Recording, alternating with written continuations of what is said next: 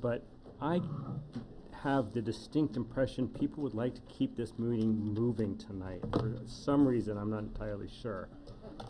So, Madam Clerk, could you call the meeting to order, please, and do the roll call?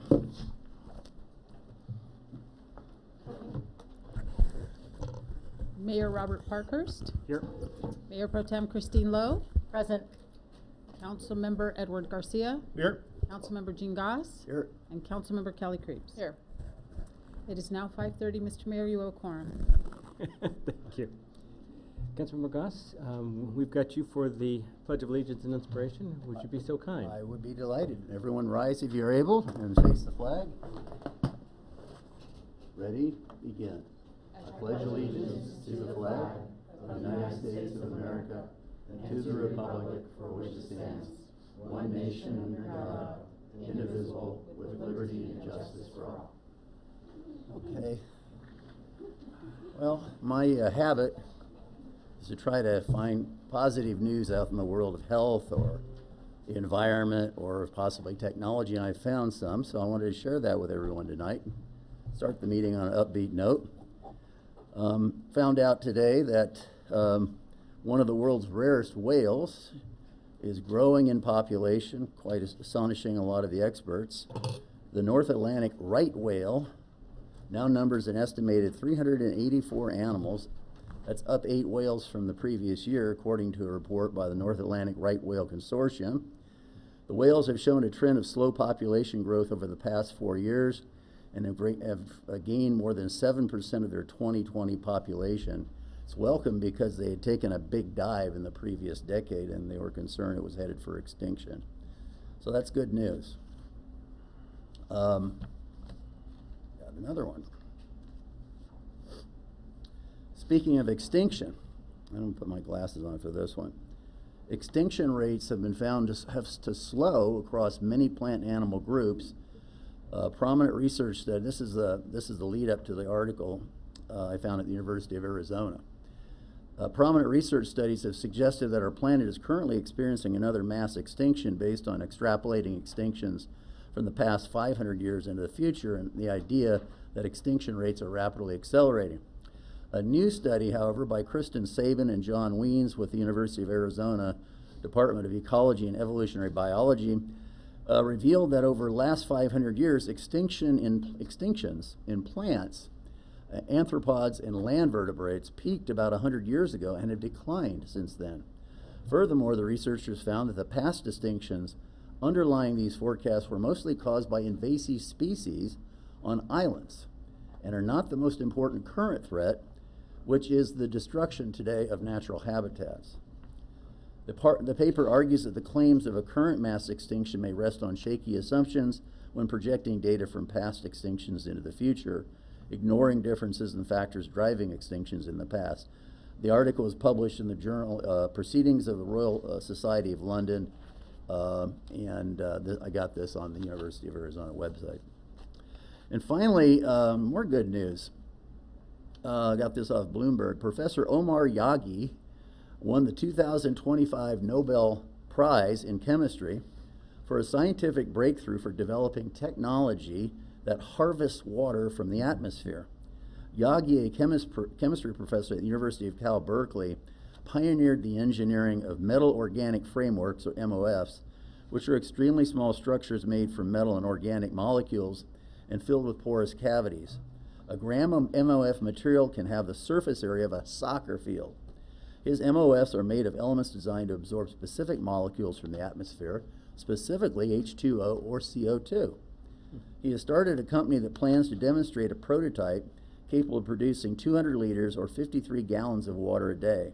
The commercial version will be the size of a shipping container and can generate 1,000 liters of water a day, straight from the air. So on that note, I'd like to turn the meeting back over to the mayor. Thank you, Councilmember Goss. That was fascinating. All right, next item on the agenda is the approval of the meeting agenda. Would anyone like to make a motion? Move to approve the agenda. All right. Second. All in favor? Aye. Aye. All right. Next up is the approval of the meeting minutes from our October 14th meeting.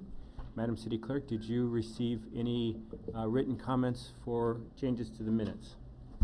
Yes, Mr. Mayor, the city clerk's office received one comment from Councilmember Garcia asking for a correction to a public commenter's name, and that change has been made to the draft minutes. Great. Any other changes here from the dais? Great, then I'll entertain a motion to approve the minutes. So moved. Do I hear a second? Second. All in favor? Aye. All right, now we've need a motion to approve reading resolutions and ordinances by title only. So moved. Second. All in favor? Aye. All right, Mayor and City Council reports. Who would like to go first? Go for it. So a couple of things since our last meeting. I attended the Community Service Commission meeting last Monday, and just a relatively ordinary meeting where they were discussing various special events that are happening, that were going to happen. And one I'd like to highlight, because I think folks may not be aware and it might be of interest, is on November 15th at the Sierra Vista Basketball Court. Our Police Department Association and our Fire Department Association will be playing a basketball game. So no, there's no fees, no fundraiser. It's just a friendly, I suppose, game. So anyway, just in case that is of interest, that was news to me, so I thought that would be worth reporting out on. On that community services theme, a couple days later, I attended and was happy to cut the ribbon with the Community Service Commissioner Chair Bartlett, to open our newly renovated pickleball courts in the Sierra Vista Park as well. They are beautiful and almost immediately at use, like during the ceremony actually, and so clearly serving a need for the public. So kudos to staff, thank you to the county for the funding, and kudos to the community for pushing for it and providing feedback. I feel like people are really excited about it, and I think they're probably already very much in use. So that was a fun morning. And then on Saturday, I attended the pancake breakfast. The fire department and the the Sierra Madre Rose Float Association put on at the firehouse, and it was a welcome return of the pancake breakfast. I think it's been a while since we've had that, and I was pretty excited to go. And I have high hopes for our float. I really think that we always win awards, but I feel like this one's going to be like the champion of them all, because it's just such a great theme, and our own fire folks will be riding on it, so that'll be great. Fantastic. Who'd like to go next? I'll go. All right. Short report. On the 16th of October, I went to the COG meeting in Monrovia. They had a guest speaker, State Senator Sasha Perez. She spent quite a lot of time actually providing a very detailed summary of recent legislation passed in Sacramento pertaining to wildfires. Really nothing to report. I think all that information we've been exposed to here on council before. Later that day, I went to the Planning Commission. The item of the night was the annual review of the CUP for the villa at Alverno. The conclusion, I'm very happy to report, the conclusion from the review by the Planning Commission was very positive, and they even lauded Alverno for significant improvement overall. Individual commissioners took turns complimenting the leadership of Alverno for practicing good neighborliness. It was a very positive meeting, and I'm happy to be able to report that. That's my report. Great. Mr. Mayor, a short report as well. My commission isn't meeting until, I believe, next week. I did attend window painting on October 24th. I had two Garcias were out there painting the windows throughout town. So I just like to say thank you to the local businesses that allow our community to do this. Thank you to Civic Club for organizing it, and thank you to staff as well for helping out the window painting. So take a stroll up and down our business district. You'll see some cool windows. That also did continue on the 25th, so I was down there for a little bit on the 25th, helping clean up a little bit. And also, I attended the pancake breakfast on that day. So yeah, as Councilmember Krieb said, when I was looking at the float and envisioning how it's going to look finished, I wish it could win every award, because I think it will win every award if it could. But it's definitely an award winner. So thank you to the Rose Flow Association for bringing that down, and thank you to our fire department and their membership for having such a great pancake breakfast. It's great to get together again, and I was really moved by the amount of volunteerism that was going on there. Not only was it our membership, but we saw scouts and high school teenagers, and also some people from the Rio Hondo Fire Academy helping out. So it was great to see so many hands helping out and really contributing to the community. That concludes my report. All right, so on Thursday, October 16th, I attended one of our local amazing performers, Cole Gallagher, who now lives in Tennessee. His father and him are both from Sierra Madre, and he was at the Playhouse. And so I also tried the new restaurant Bess. I have positive, it was great, positive vibes, great 50s kind of background and inside blue, like the wood paneled walls. And it was really, it was fun, so I highly recommend it. On Monday, November 3rd, I attended on Wednesday, October 22nd, we have the LA County Sanitation District meeting, which I attended. And nothing too much to report except that in the year 2026, we will be adding a small tax to LA County's assessments due to infrastructure needs and the increase in costs for maintaining our water systems. On Saturday, the 25th, I also attended the pancake breakfast, and it was fantastic. I missed it for years, so I'm so glad to have it back.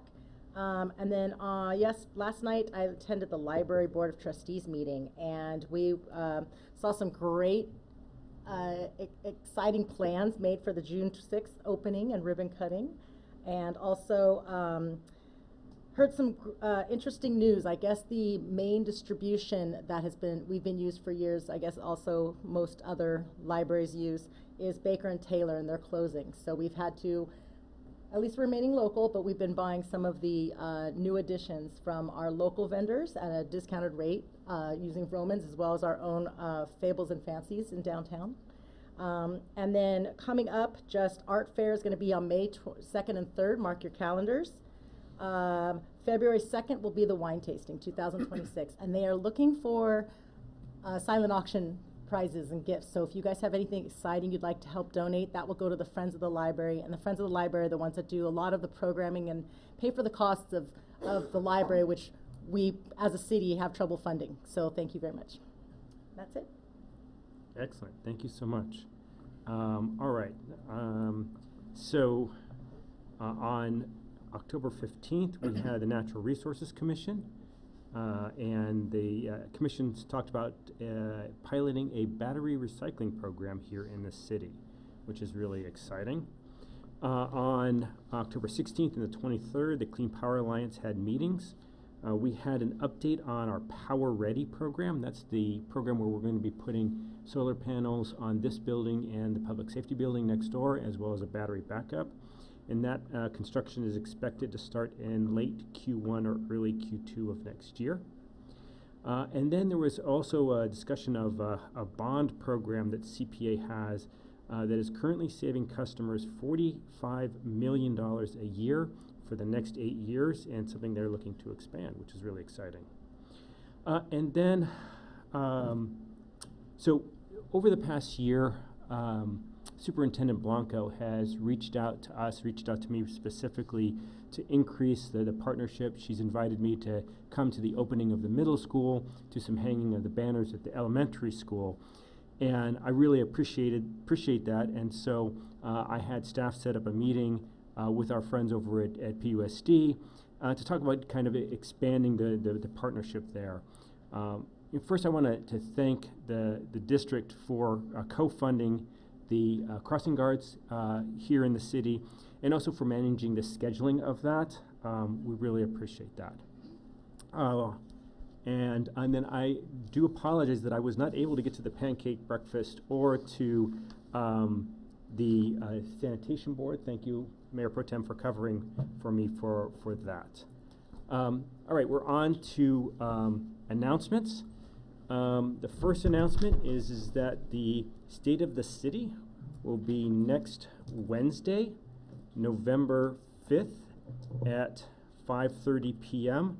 At the Memorial Park Band Shell.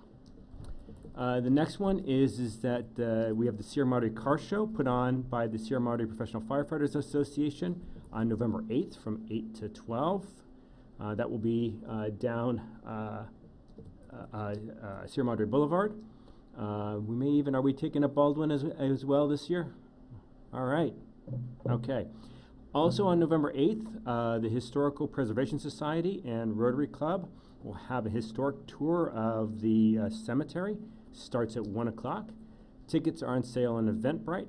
Adults are $15 and youth 6 to 18 are $10, and there are flyers in the back of the room for that.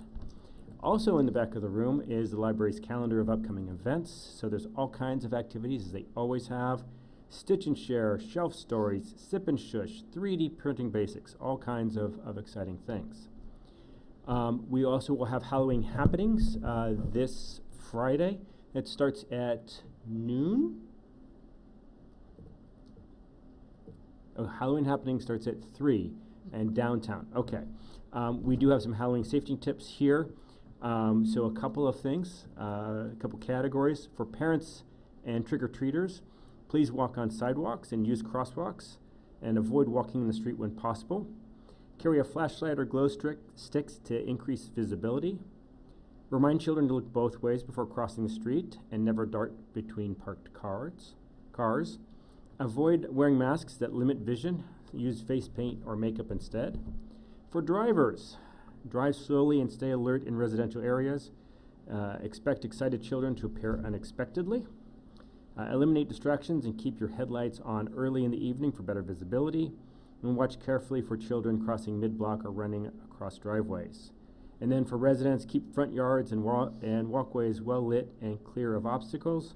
Secure pets to avoid accidental scares and scrapes. All right. Mayor, is the community yard sale also on November 8th?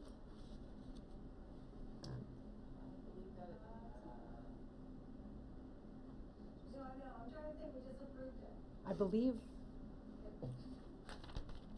We'll look. We'll look Okay. and put it If on someone, our yeah, website. if someone can check into that, and then we'll break in with that later tonight. And if there's anything else on Halloween that we didn't get in the announcements, that would be helpful to have as well. All right, I think those are all the city announcements. As a reminder, we always have on our agenda of a reminder of our public participation code of conduct. It is on the back of all comment cards. So we won't bother reading it tonight, but we ask everybody to try to follow it to help us have a respectful and timely meeting. With that, we will turn it over to public comment for any item not on the agenda. Madam City Clerk, do we have any comment cards for items that are not on the agenda? Yes, we do, Mr. Mayor. The first speaker is Mary Carney. Ms. Carney.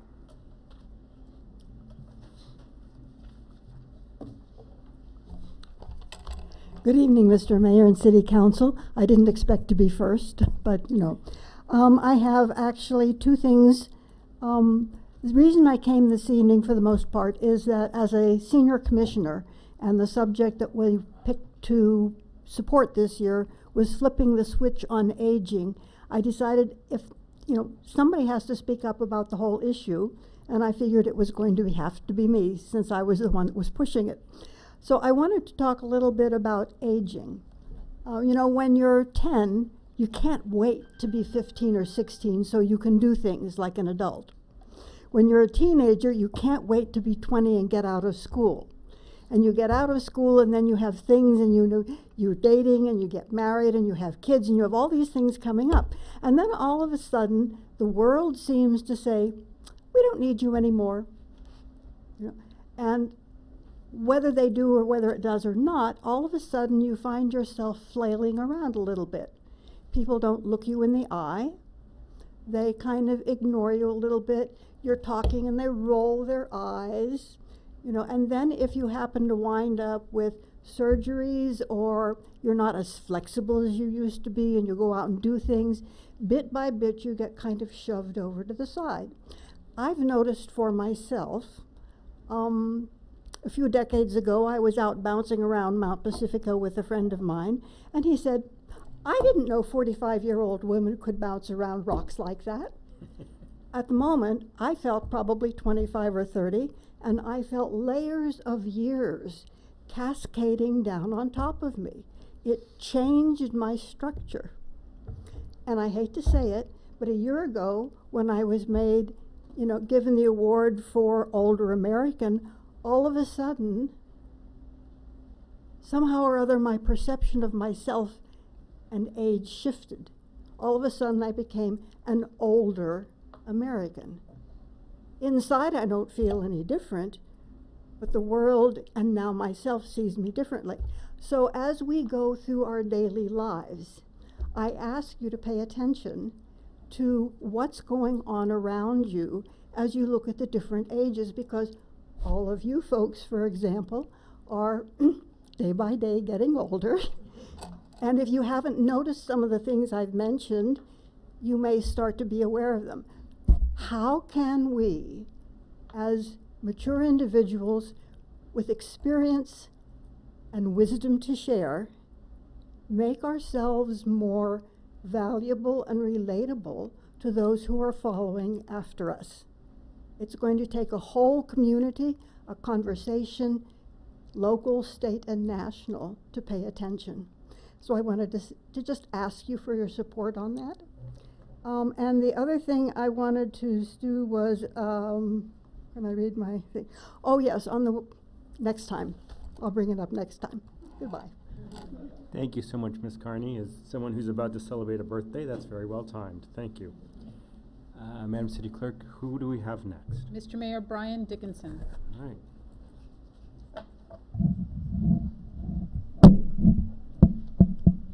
I'm loud. Mr. Mayor, esteemed members of council, my name is Brian Dickinson. I just wanted to introduce myself. I'm here assisting the city in the Public Works Department as a Public Works Project Manager in the interim while there's no Public Works Director. So moving some projects forward, helping get the department right-sized and righted away.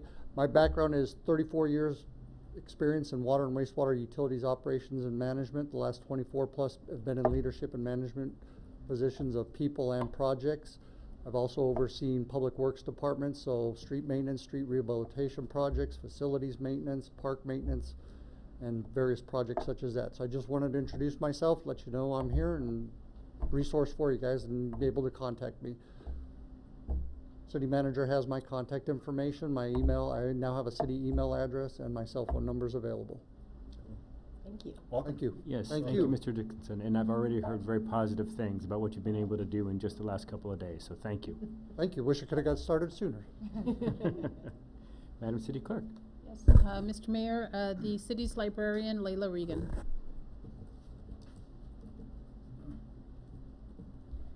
Hello, Mayor Parkhurst, Mayor Pro Tem Lowe, and our Honorable City Council. I'm Layla Regan, your friendly neighborhood city librarian, and I'm just here to reiterate some of the changes that are coming to the library. So just a reminder that we will have normal programming through the end of this year. So November and December, please come join us for all of our fun programs. Starting January, we will not have any programming as we prep for our relocation back to 440. So you can still come and check out all the books that you want. Please check out books so that we don't have to move them, similar to what we did when we relocated. So we will be open through January 31st. January 31st, oddly enough, is a Saturday, so we will be open January 31st, 2026. That'll be our last day that we're open at our temporary location. And then we'll be closed starting February 2nd all the way through May. So we won't see you until we're in our new building at 440, well, our new to us building at 440 West Sierra Madre Boulevard. So just a reminder, come visit us as much as you can over the next 2 months. We'll have all of our fun programming. Come check out everything you can the first month of 2026, and then we will see you in our renovated building. Thank you. Thank you so much. Next. Mr. Mayor, there are no other speaker cards. And did we receive any emails tonight?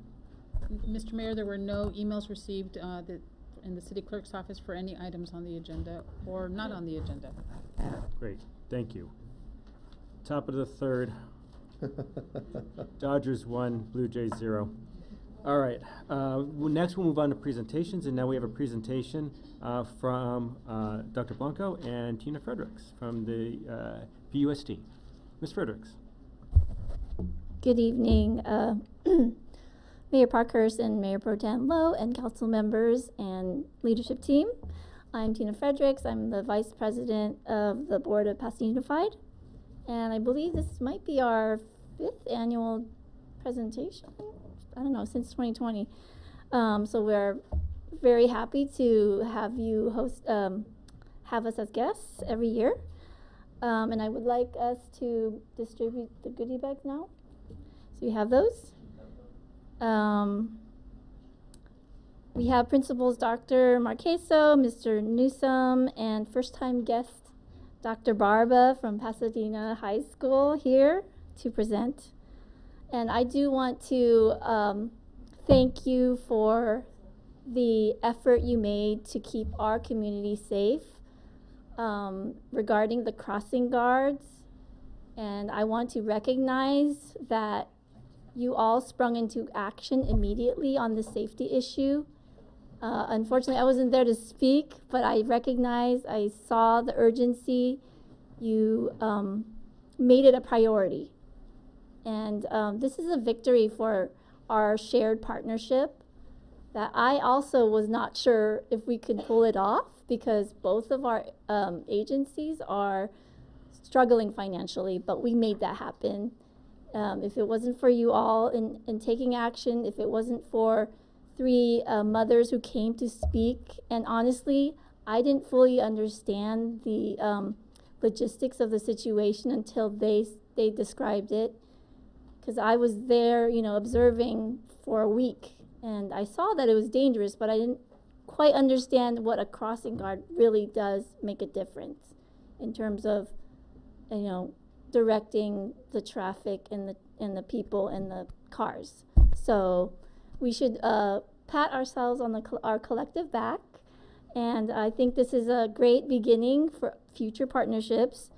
I will advocate in the near future to have a tri-city committee that is Sierra Madre, Pasadena, and Altadena, so that we can have more shared ideas, shared vision, shared responsibility. There are things that they do that Sierra Madre and Pasadena can share. So hopefully that will the board will approve that committee. And without further ado, we have Superintendent Dr. Blanco to kick off our presentation, to update us on our stellar Sierra Madre Elementary and Middle School programs and Pasadena High School and their amazing programs and achievements.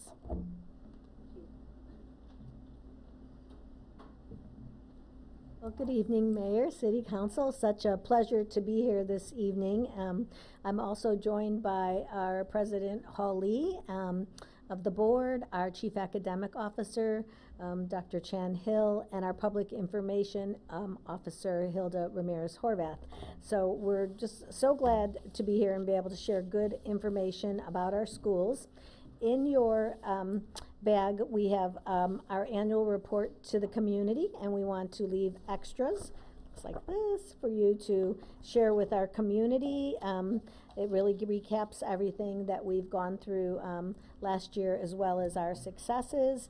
And then we have our schools enrollment guide, and we're going to tell you a little bit about some of our schools this evening, but we definitely want the community to know about all of our schools and strongly encourage the community to take tours while they're making choices.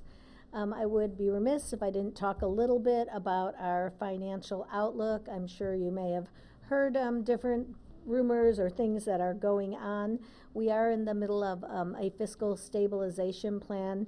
We have a superintendent's budget advisory council committee made up of several members from our community, our labor partners, administrators, teachers.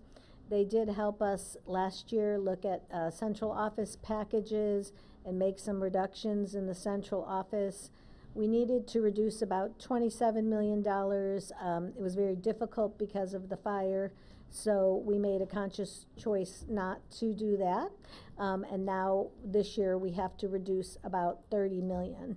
And so I do want to assure everybody that we are still going to have a very high quality education for every student that attends PUSD. Some of the changes that we are making are very much common practice in other school districts. We have been able to give our children and families much more than maybe some surrounding districts because we had the resources to do so. And even though we're not going to be able to provide as much extra staffing and events that we used to provide, we're still going to provide a very high quality education. So our next steps in fiscal stabilization will be for the committee to meet tomorrow and look at the rankings of the presentations that they have seen and ranked for recommendations for budget reductions. And then we're also going to present additional information from our 5 work streams that have been looking at the central office, grant maximization, asset management, and other areas where we can really tighten the belt and give them an update on those work streams. And then we'll be presenting to our Board of Education on November 13th a very extensive study session explaining impacts of decisions that they have to make.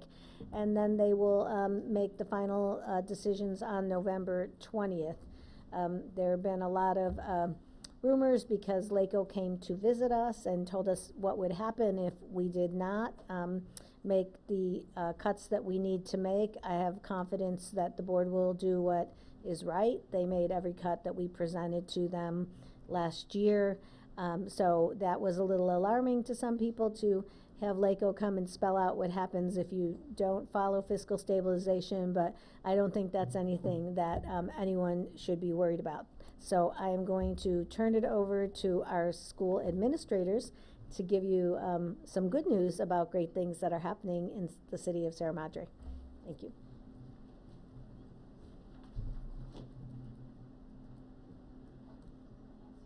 All right. Good evening. Thank you.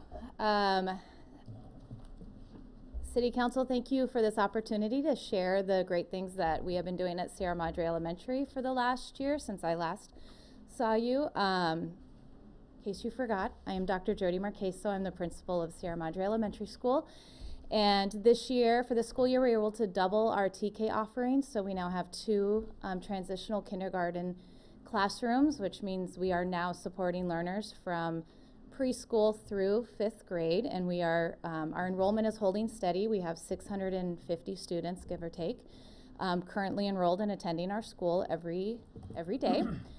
We are continuing our work with the Western Justice Center. Last year we started peer mediation and restorative circles, which was very beneficial with the trauma that our community experienced in January. And our students and our garden continue to thrive. On the 2024 dashboard, we were blue, which is the highest color, if you're familiar with the dashboard colors, in both math and ELA, which is what earned us the distinction of a 2025 California Distinguished School. If you remember, we also received that honor in 2023, so consecutive. And we now have our eye on 2027. So that's what we're aiming for, is California Distinguished School 2027. I also want to personally thank you for your partnership and listening to our community about the need of a crossing guard. And on behalf of myself and my colleague, Mr. Newsom, that's going to be very helpful. I also feel like your Halloween night guidelines I could use for our school drop-off and pickup guidelines, so I might need to take some of that language. So thank you again for having us tonight, and I will see you guys next week at the State of the City because our choir will be performing. And before I hand it off to Mr. Newsom, I do want to mention we are doing our annual Thanksgiving drive again for families in need at Sierra Madre Elementary, Sierra Madre Middle, and then also our sister school, Madison. And I know last year the city had a box and you guys donated some food, so we would love to have the city partner with us in that work as well. So, thank you. Mr. Newsom.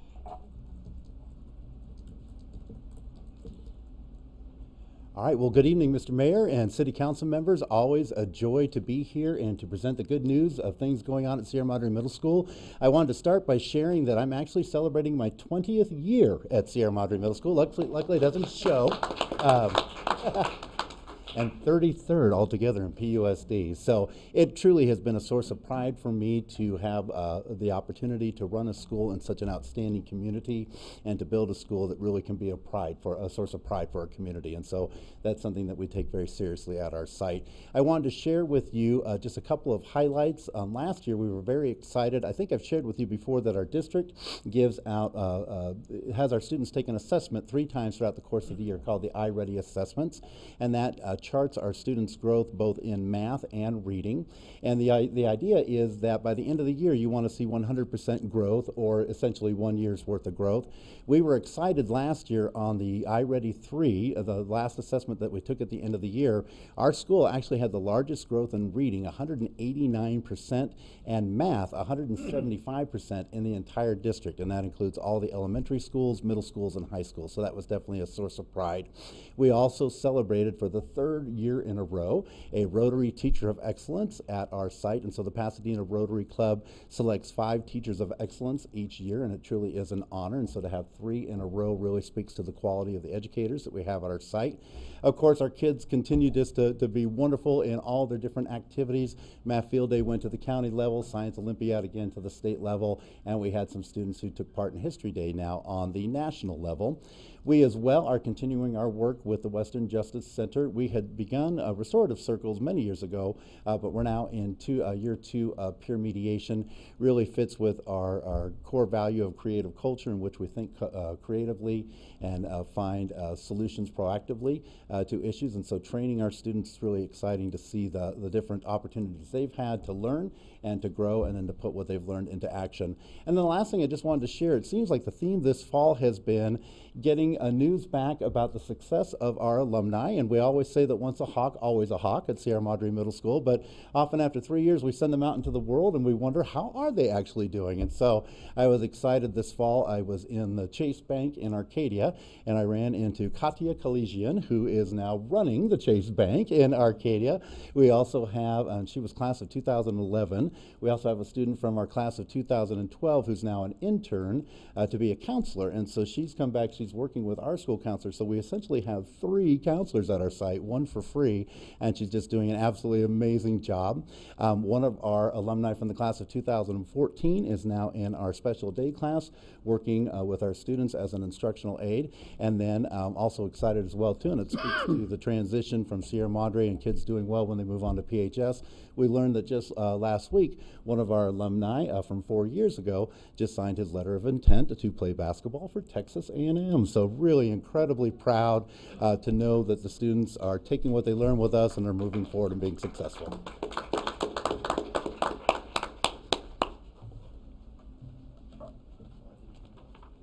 Thank you, Gary. Good evening, everyone. Thank you so much. My name is Helen Chan-Hill. I'm the Chief Academic Officer for Pasadena Unified, and one of the privileges of my job is that I get to ensure that every one of our schools, from the pre-Ks all the way through our high schools, actually to our adult school, are providing quality teaching and learning for all of our students. So I'm going to talk a little bit about all of our transition, because you do have these gems of schools, and we really love the leaders and teachers that we have at Sierra Madre Elementary and Sierra Madre Middle. But I know it's been a desire of the council to share more with the community about what options we have as you matriculate out of the middle school. And so that's what I'm going to discuss a little bit about today. So as we've stated, we have a lot of options when you talk about what you're going to do in high school. We have 4 comprehensive high schools: Blair, Marshall, John Muir, and Pasadena High School. And we also have a Center for Independent Study that allows for individualized, customized pathways for learning at all of those grade levels. And at every one of these schools, we have robust academics, lots of extracurricular options, lots of family engagement opportunities and clubs for students. This is really when they're building their identity. We have AP classes at every single one of these schools. We have an IB option at Blair, etc. But I wanted to hone in on 3 really special and unique things that are unlike any other high schools in our region. So Mr. Newsom actually sort of referred to one of our elite extracurriculars. In athletics, we do send a significant number of students to compete at the college level. So when we think about our high school programming, we really do think not just to what happens at graduation, how to get them to their diploma, but we think about what do they need to position them well for career or for college. And if that includes opportunities that are exceptional, we would really like to be able to harness that. And we've done a significant push in making sure that those are robust and available. So in athletics, absolutely, Josh Irving, Sierra Madre Middle School graduate, is not only just committed to his D1 offer, but he's not the first 4-star recruit we've had in the school district that's come through the city pathway. And so he, among other great elite athletes, have a lot of opportunities in our own programs here. And I actually encourage you to watch. Kaylern did an interview with him on the PUSD Instagram where he really talks about how the education he got from pre-K in our elementary schools to his middle school in Sierra Madre to his high school at Pasadena High School was why he thrived, and that he had a lot of options. I guess recruiting starts now at 8th grade or maybe even earlier, and he had a lot of options for high school, but he chose to stay here because this is where his family was, and it sure got him to the goal that he was intended. But we also have extracurriculars that are elite in other areas, and I want to highlight our performance arts. One, we have an all-star band. A big credit to our arts and enrichment coordinator, Karen Anderson. She has helped hone and build this program to the point where just about a month ago, they went through a rigorous application process and were accepted by the Tournament of Roses officially as to appear in the 2027 Rose Parade. So you will have your local talent marching on the world stage. And additionally, some of you attended our All-Star musical. We've now staged it twice at one very large production at the Pasadena Civic Auditorium. But this brings together all students, whether it is performing or building the stage sets or doing stage tech in the background to do all manner, or building costumes, doing all manner of any kind of job or role in the dramatic arts. And so these two functions, the All-Star Band and All-Star Musical, bring together the greatest of all of the students in each of those high school programs so that they can also intermingle with each other regardless of which of our 5 high schools that they're located at. We also have our college and career academies and internships. This is unique to our high schools as well. We were part of a linked learning initiative, which is why we have so many options at our schools. I won't read them all to you, but they're listed there. And what's unique about it is that the students will take courses during the day in their area of interest, which connects them to their industry partners, which allows them to actually build networks and connections early, because they do a work-based learning component that is typically in the summer, sometimes after school, where they are working alongside professionals who then become their mentors and very often offer them jobs. And so it's a really nice opportunity. And finally, I wanted to share about our student think tank and assembly. These are individuals who aspire to really do what you all do, which is improve their community. And so our think tank was established to have diverse membership across all of our high schools to really inform the superintendent's leadership team of any improvements, any solutions that we can have to critical issues. They've tackled things like curriculum instruction, mental health, and equity.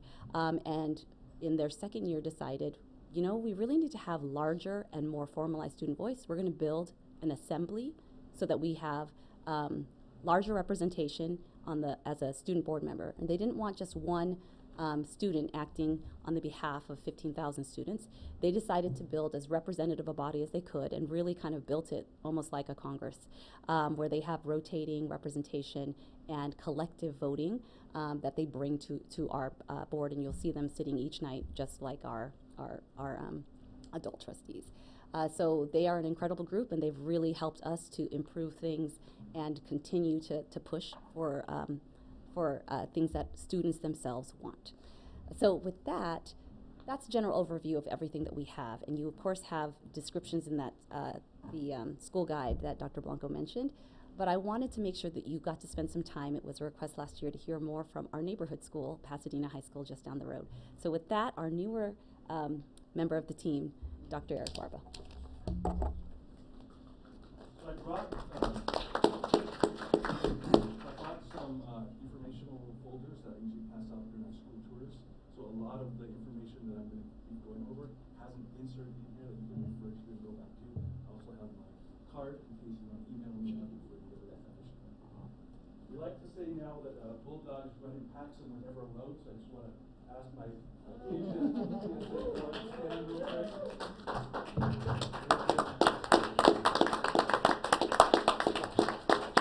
We have been I shared with them that I'm coming here, and Dr. Evans, our president, called up the rest of the group and got about half the board to come down to support PHS and PUSD, and they've been an instrumental partner this past year and a half in the work we've been doing at PHS. So if you look at what I've shared here on this first slide, I'm just kind of looking at some of our signature programs. If you have not been to Pasadena in a few years, in the last 10 years, lots of different programs have been emerging.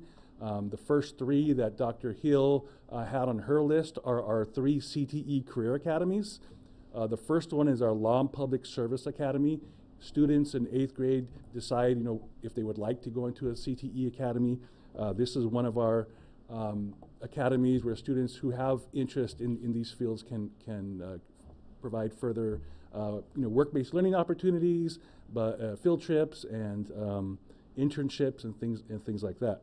For example, in our Law and Public Service Academy, Mr. Simoes, our lead CTE teacher, he was a former deputy sheriff, so he brings about 20 years of experience where he has real-life stories to really embed into his curriculum. One of the premier aspects of that academy is our teen court. We actually partner with a program where we see students every month that have an actual case heard by our students and tried by our students with an actual judge. So if you come, Callie was in principal for the day last year, and she saw our actual courtroom at the school. So I invite you. That's every month, the first Thursday of the month, from 4 to 6 at PHS. If you want to come check out our teen court. Also, we have the CAMAD Academy, which is a CPA academy funded by the state.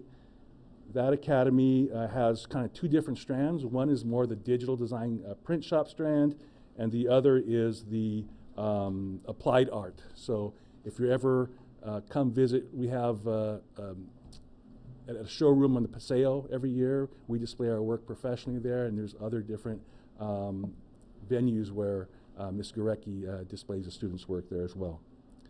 A slight change, we have an academy that used to be called App Academy that focused just on coding.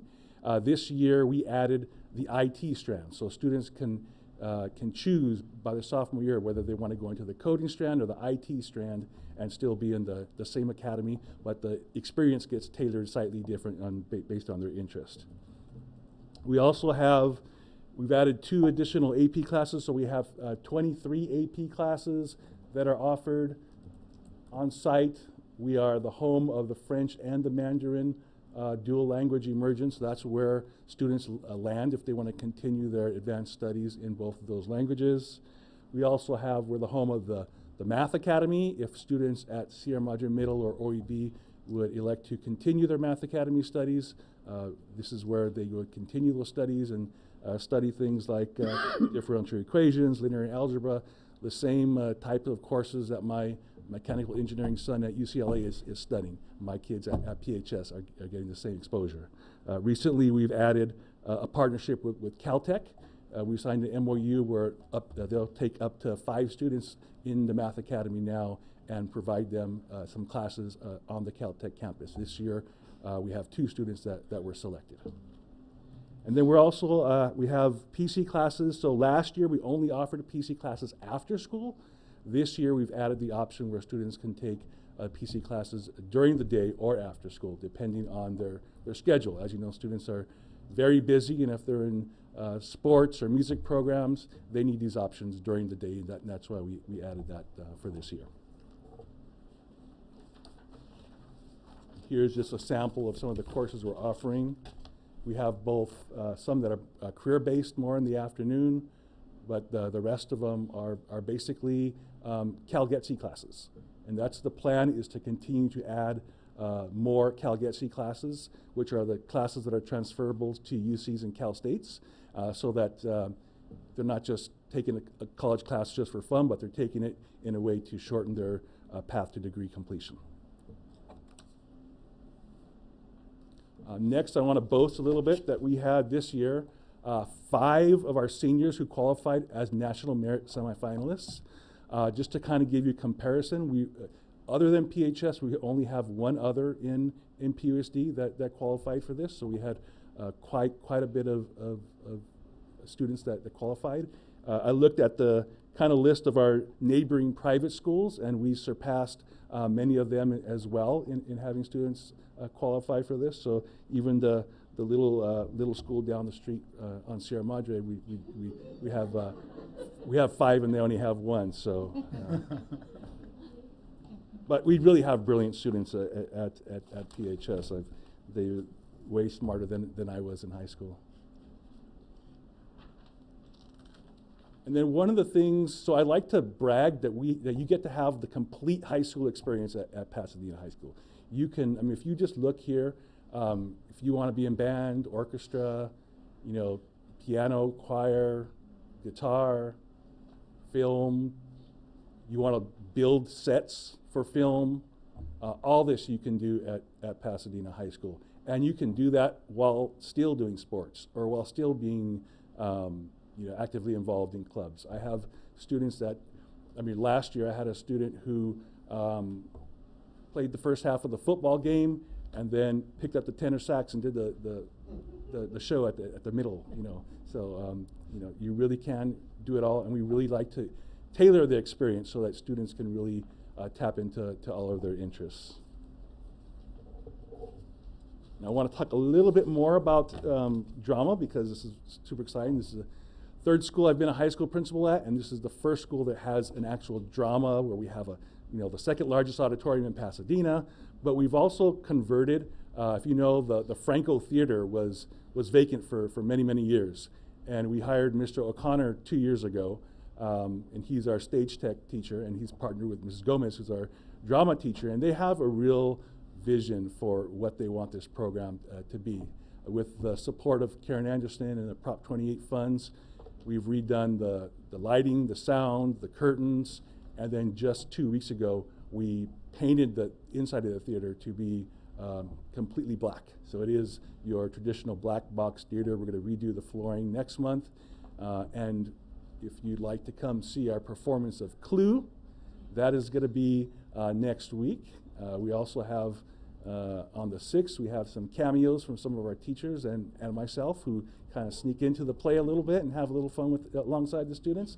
But our students really do a fantastic job. Last year they did Alice in Wonderland, and it was amazing performances. So I encourage you to join us.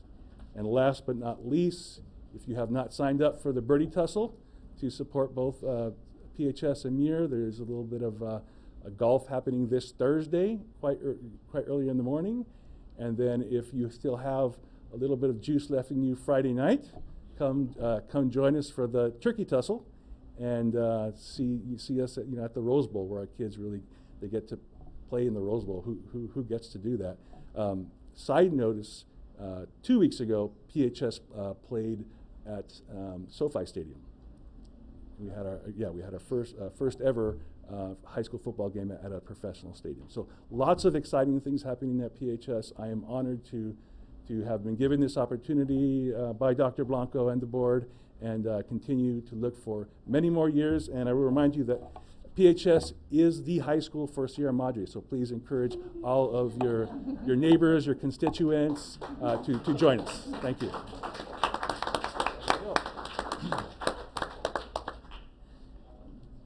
Clearly means you're welcome at all of our schools, but it is another gem just a few miles down the road on Sierra Madre Boulevard. So the last thing that I just wanted to note for the community is that you are welcome to take tours at any of our schools, or we have a digital school guide, which obviously you have hard copies here, and we can also have them make sure that they're at the middle and elementary schools. But we have a plethora of options to suit whatever students are interested in and also locations, if you work a certain place, further down into the district. But we also have social media that will show you what's going on. Each of the high schools does as well, and so does our middle school. very robust. But I did include some of the links in case anyone is at that 8th grade point where they're making some decisions. Our sibling priority application is open right now, but it will open in January. Open enrollment will open for everyone in the community at that time. And we're happy to answer any questions and encourage you to go on school tours. We had the privilege of having Councilmember Krebs, then Mayor, visit and spend a day as principal at PHS. And while you won't get as much of an intimate perspective as she did when you come on the school tour, you'll still see a whole lot that it will be enjoyable for the students. And students are welcome if they, it's not a conflict with their school day. So thank you so much. Thank you very much. Questions then, yes. Well, could we possibly help collaborate with you? We have student commissioner positions opened up where some of our commissions and our library board of trustees are taking in student commissioners on their commissions, and so we'd love to participate and have your students participate. That would be great. Thank you so much. Other questions from council? Well, thank you again for the continued partnership. Thank you guys for being here tonight. Yes, Ms. Fredericks. Some of us are interested in taking a photo, if you don't mind. I would. Couple minutes? I think that'd be fine.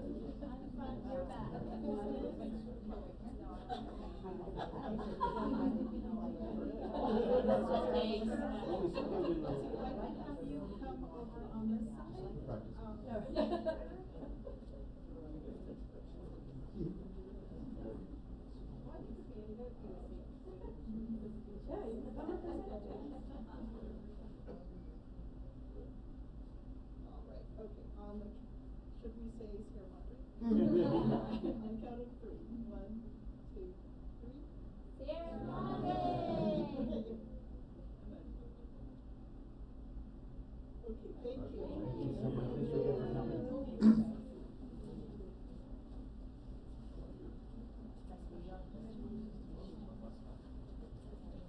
Once I spoke, I have.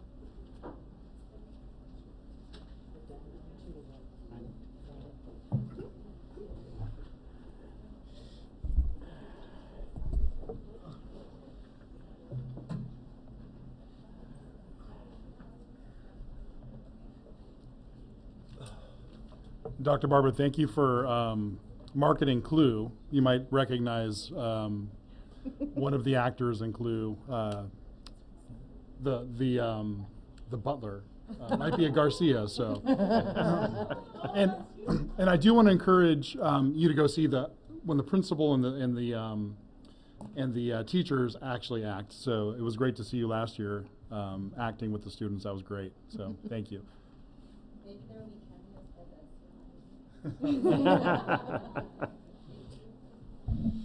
All right, top of the 5th. Unfortunately, Jays 2, Dodgers 1. We'll move on to the consent agenda. Madam City Clerk, would you please read the consent items by title only? Yes, happy to, Mr. Mayor. This evening, the City Council is being asked to consider several items on the consent calendar. The first is Resolution 25-59, approving certain demands. It is staff's recommendation that the City Council approve Resolution 25-59. The second is Resolution 25-60, amending the fiscal year 2025-2026 budget, authorizing a supplemental appropriation from the Police Donation Fund in the amount of $45,000, and the approval of a purchase order with IRV Seaver BMW for the acquisition of a police motorcycle. It is staff's recommendation that the City Council adopt Resolution 25-60. Consent item C is Resolution 25-64, amending the Executive Management Classification Plan and Salary Matrix to establish the Public Works Director / City Engineer position and align the Planning and Community Preservation Director range. It is staff's recommendation that the City Council adopt Resolution 25-64.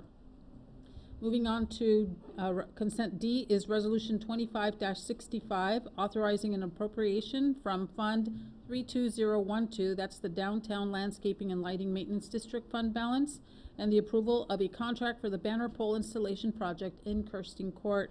It is staff's recommendation that the City Council approve Resolution 25-65.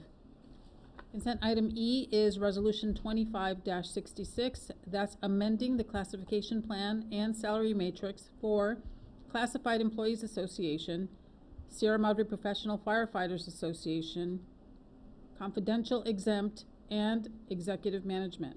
It is the recommendation of City staff that the City Council approve Resolution 25-66. Next is Assembly Bill AB 1600 Mitigation Act Compliance Report. Staff's asking that the City Council receive and file this informative report. And lastly, consent item G is the second reading of Ordinance 1487, amending various chapters of Title 15, Buildings and Construction of the Sierra Madre Municipal Code to adopt by reference the 2025 California Building Standards Code with certain exceptions, modifications, and additions. It is staff's recommendation that the City Council adopt Ordinance 1487 tonight. Mr. Mayor, that concludes my report. Great, thank you very much. All right, we've got a good-sized consent agenda, so let's see, are there any questions on consent item A? I do. Yes. There's an item to Jose Antonio Ramirez for 670 Mariposa Avenue in the amount of $17,300. What is that about?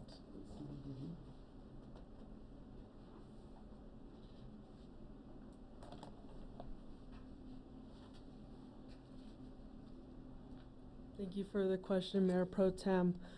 So that will go to one of our CDBG program projects for 670 Mariposa. They're doing I believe, a water heater replacement. Oh, that's great. Thank you so much. Great. And there's one other item. It's for KJ Consultants. It's for the Eaton Fire Consultation Services in the amount of $40,410. Yeah, those were expenses for the Eaton Fire After Action Report. Got it. Okay. Thank you so much. Great, thank you. Any questions on consent item B? Mr. Mayor? Yes. Just a couple questions. I was happy to see this is going forward because we heard some positive feedback on what can happen with this. But I noticed in the pricing form, or I didn't notice anything regarding a couple things that I think are probably necessary. And I know it's already explained to us that we already have a post certified motorcycle officer with the boots. But my concern was radio and helmet, and I didn't see that anywhere in the staff report. I want to make sure that our officer has everything necessary, and we approve that, or it's on the consent calendar, so I'm assuming it's going to get approved. So, can you tell me a little bit about helmet and radio and all that, because I didn't see that within the invoice. So, good evening, Mayor Pro Tem and City Council. Thank you for the question.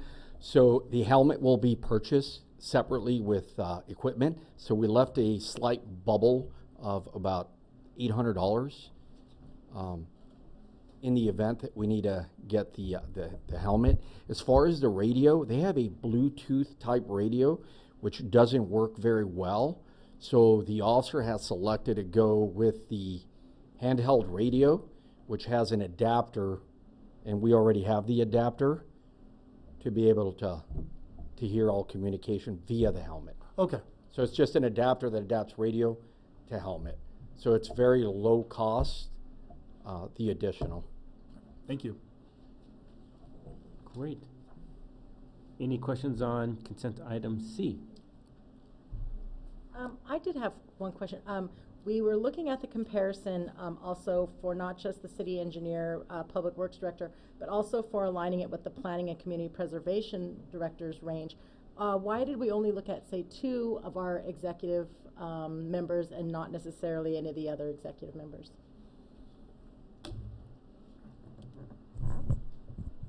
So because of the vacancy of the Public Works Director position, we took a look at comparable cities in terms of what they pay to see how competitive we would be in the marketplace.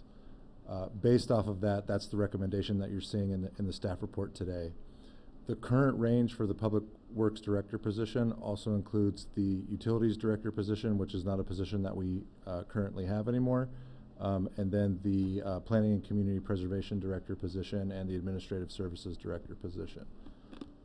Because of the way these positions are funded, Public Works being funded out of enterprise funds primarily and internal service funds, and the Planning and Community Development Director position primarily being a cost recovery type position because all of their work is basically service and fee based, it made sense for us to be able to combine those positions when we're making this move to ensure parity and equity within the executive compensation plan. The other positions on the executive team are all typically general funded positions. And we did not have direction from council to pursue that because of the impact to the general fund and financial situation that we find ourselves in. Certainly there is a recognition, and I recognize this, and I think the executive team and the council recognizes this as well, that our positions are not as competitive as they could be when it comes to salary. And we're certainly open to further council direction. If that's an opportunity you'd like us to take a look at, we can explore that. Yes, because I definitely noticed that in the report. It was very good to see like when the last time some of these positions were analyzed and compared. And but I would like to know when's the last time some of the other executive positions, as well as management positions, of course, we know we have that need, but what other executive director positions have not been increased in the last 5 years, or increased in the last 10 years for that matter, or ever. So I'd really like that as well. Thank you. All right. Any questions on consent item D? Mr. Mayor? Yes. My understanding was historically the banners that were attached to our banner pole are revenue generating. Is that still the case, that we actually rent it out for some nominal amount to various agencies or community organizations to publicize their events, such that in some ways putting, I guess the question is that a way to somewhat defray the cost of installation of the new pole? Councilmember Krebs, the city staff and the fee schedule does have an option for payment or for permitting banners from organizations who are seeking to market their events. Some of the costs go towards staff time, and it is not intended to be a service that generates revenue more than cost recovery at this point. Staff can certainly take a look at it and see if there are other ways where we can create more revenue from that service, but at this time staff's position is that it's intended to provide information and communicate with the community upcoming events or any programs or services that may be coming, and then just recoup the costs for those communications. Right, so that, I guess, yeah, that's a good distinction. I don't mean revenue generating in the sense of like profit generating, but in terms of fee recovery. So it's at least cost neutral to the city. So the fact that we haven't had it for some time has reduced the ability to recover fees related to that, correct? Yes, that is absolutely correct. Thank you. Thank you for that. All right. Consent item E. Consent item F. Consent item G. I have a question on 15.04.05, tents and canopies. Its provisions including, and it says exemptions for what is allowed to have as a shade, or I'm sorry, as a tent or a canopy. It says decorative canopies and awning constructions as a component or feature of an overall architectural design pursuant to the provisions of section 173604. And then it talks about picnic umbrellas. My question is that the patio shades, like people that put up the triangle patio shades and those kinds of things, those are also, is that included in section 17.366.040 as exemptions?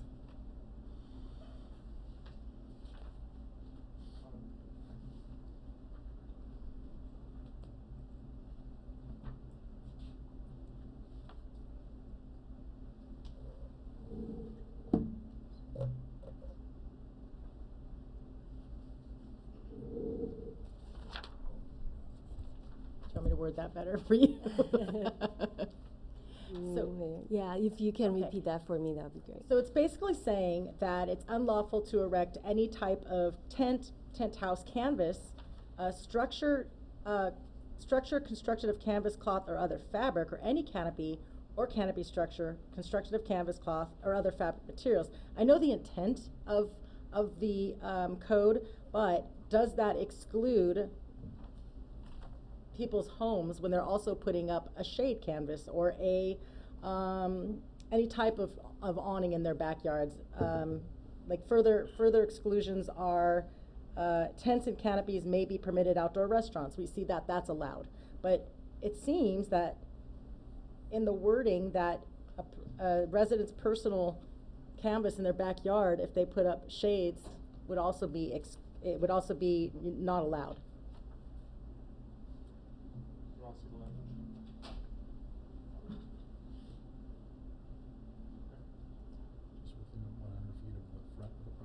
Yeah, it's And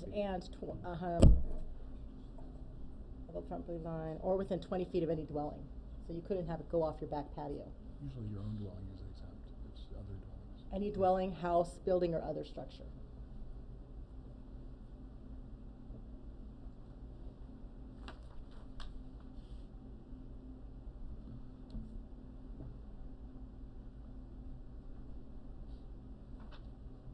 It's a structure. Could be like your maybe a back house, or maybe Like a tent, like I mean, I read this more as like an actual like like a tent, not so much just an awning, because it does say any tent house, canvas house, or structure, or any. Oh, you're right. Any canopy or canopy structure. What about canopy? I don't know what the definition of canopy is. Well, I think of like easy ups too. Those are canopies. So, hi, sorry. Pro Tem, thank you. So the exception applies to 17.36040. That provision regards the commercial code. Oh. So it does not make an exception for residential zones, except as otherwise in here, the temporary tents for, I think it's a period of 3 days. 3 days, yes. But let's say I have a backyard and I want it to be shaded, and so I put one of those triangular canvas taut across wiring. That's not allowed, according to what I'm reading, and that's what I'm asking. Is it?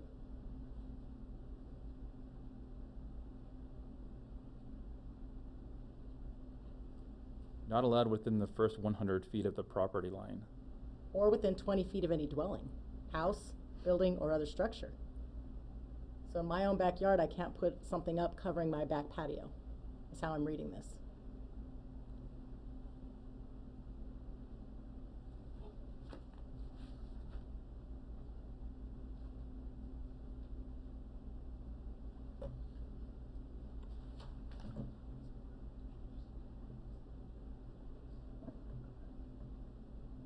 That would be correct interpretation. This code exists as it is today. It's just being carried through with the adoption of the new 2025 code updates. So would you have to apply for a variance? I mean, because it also goes to like I know for a fact like we've not permitted people to put easy ups in their driveway to act as a impermanent, sort of car shade. So I mean, I think that would get to this as well, and so I think that there are folks who think that that's probably a good thing. Maybe not everyone, but so I think this has been something that's been on the books, but question how much it's actually enforced, at least in backyards. Well, that's why I'm asking, because I was familiar with one resident on West Laurel that wanted to put up a shade, and they had to get a permit, and it was literally like replacing a shade that was already there, and they had to apply for a permit, pay for the permit, everything, when it was literally just the replacement with a canvas top versus what they had the wood before. And so, like, to me, I would have to come down and I guess get a permit just to put a shade over my back patio. Or am I just not allowed to even do that? Is this saying that it's not allowed at all? So I think your literal interpretation of what is presented is probably correct. I think in terms of the application of it, it might be something different. But in terms of clarifying language, if the council wanted to make an amendment to this language, there is an opportunity to do that, at this juncture. And I don't know what the clarifying language should be. I defer to the city attorney on that. But if it's like you want to exempt shade type structures that are only for that purpose and they don't have multiple sides to them, like a true tent or some other structure, I think that might be an opportunity. But I would defer to the city attorney on that. Because the amendments here are proposed for Title 15, which is the building code. Building code's kind of technical. The building code often follows what the building standards are for the state. So I think if there is a question, I recommend just continuing this item to the next meeting to give the planning department an opportunity to speak to our building official to see how this is supposed to be addressed under the building code. And the planning department can come back and address it, I think, in a staff report. Thank you. So I have a question. So I thought this was the second reading, looking at the 2025 amendments per the California code, and that is just existing code. So I don't think it's within the scope of what we're doing here to make an amendment to the code, other than, maybe I'm wrong. We can. This is the if we're going to amend okay. the code, this is the opportunity Okay. to make local amendments to the code. Okay. Understood. In terms of timing, that would mean that the 2025 building code would not be effective until after January 1st. Can you pull What's out the portions impact? of it? Like, no? So what's the impact of that?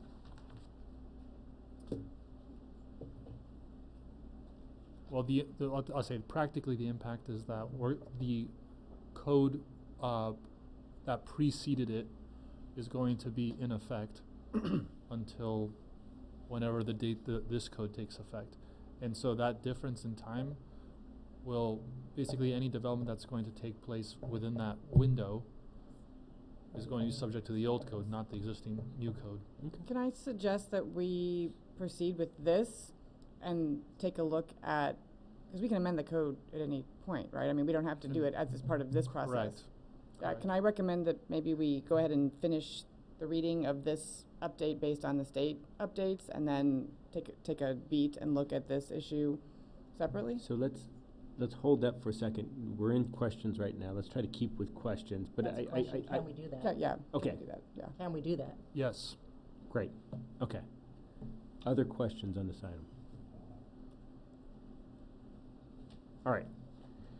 I think that was that F or G? It was G. That was G. Okay, we got through them. Okay. So now we are, we open this up to public comment. Madam City Clerk, do we have any cards for public comment for items on the consent agenda? None at this time, Mr. Mayor. All right, now we'll bring it back for discussion. I apologize for that. So I see a conversation going on here. Let me give a second for that.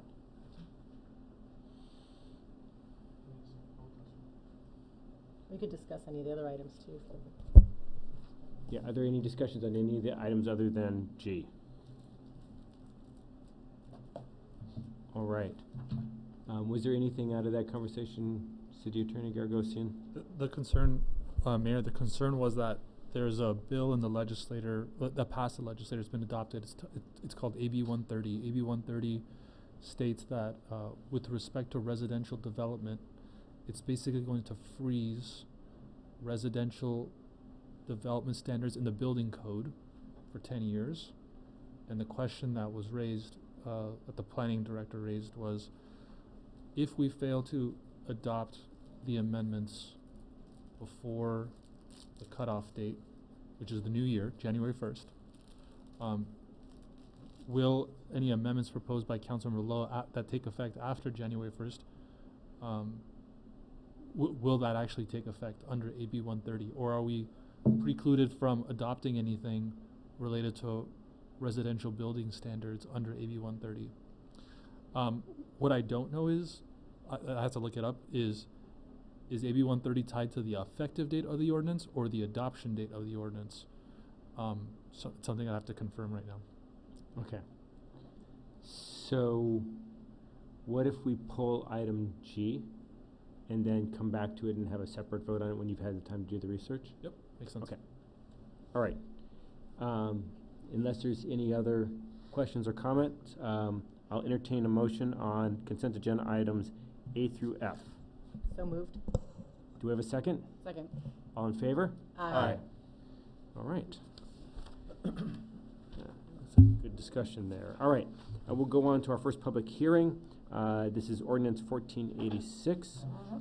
And who do we have giving us the presentation? Well, there we are. Good evening. Good evening, Mayor and Mayor Pro Tem and City Council. I'm here tonight to reintroduce the first reading and introduction of ordinance number 1486, adopting the 2025 California Fire Code and 2025 California Wildland Urban Interface Code with Sierra Madre's local amendments. This ordinance was previously presented at a discussion and discussed, at the October 14th meeting where all council questions were addressed. The item is returning this evening solely to correct a noticing error. The earlier notice referenced the International Fire Code instead of the California Fire Code. The corrected notice was published on October 18th in the Mountain View News. And Ordinance 1486 aligns our municipal code with current state fire and building safety standards while maintaining our enhanced local provisions based on Sierra Madre's topography, climate, and access limitations. Some key local amendments are included, expand sprinkler requirements for new construction and major remodels across residential and commercial occupancies, wider fire apparatus access roads, especially in the hillside and canyon areas, adoption of wildland urban interface standards to improve structure, hardening, and defensible space, and continuation of the fireworks ban to reduce ignition risk. This action is exempt from CEQA under section 15061B3 as it is a regulatory update with no environmental impact, and the fiscal impact is minimal, just limited to staff time and training and outreach. Adoption supports the city's strategic plan goals for public safety and infrastructure resiliency. And in summary, tonight's action is procedural, ensuring proper notice and introduction of ordinance 1486. And staff recommends that City Council introduce the first reading by title only, recommending adoption of ordinance number 1486. And this ends my report and I'm available for any questions. Thank you, Chief Bartlett. Any questions on this item? All right. We'll open up to public comment. Madam City Clerk, do you have any public comment? Not at this time, Mr. Mayor. Close public comment, bring it back to discussion. Any discussion? Pretty straightforward item. All right, seeing none, I'll entertain a motion for approval. So moved. And a second? Second. All in favor? Aye. All right. Great. Now we'll go on. Before we do, we are bottom of the sixth, still 2-1. But All right. two on. For the Dodgers. Thank you very much. All right. Just the box score. All right. Now we are ordinance 1488. Who we've got? There we go. Ms. Wang.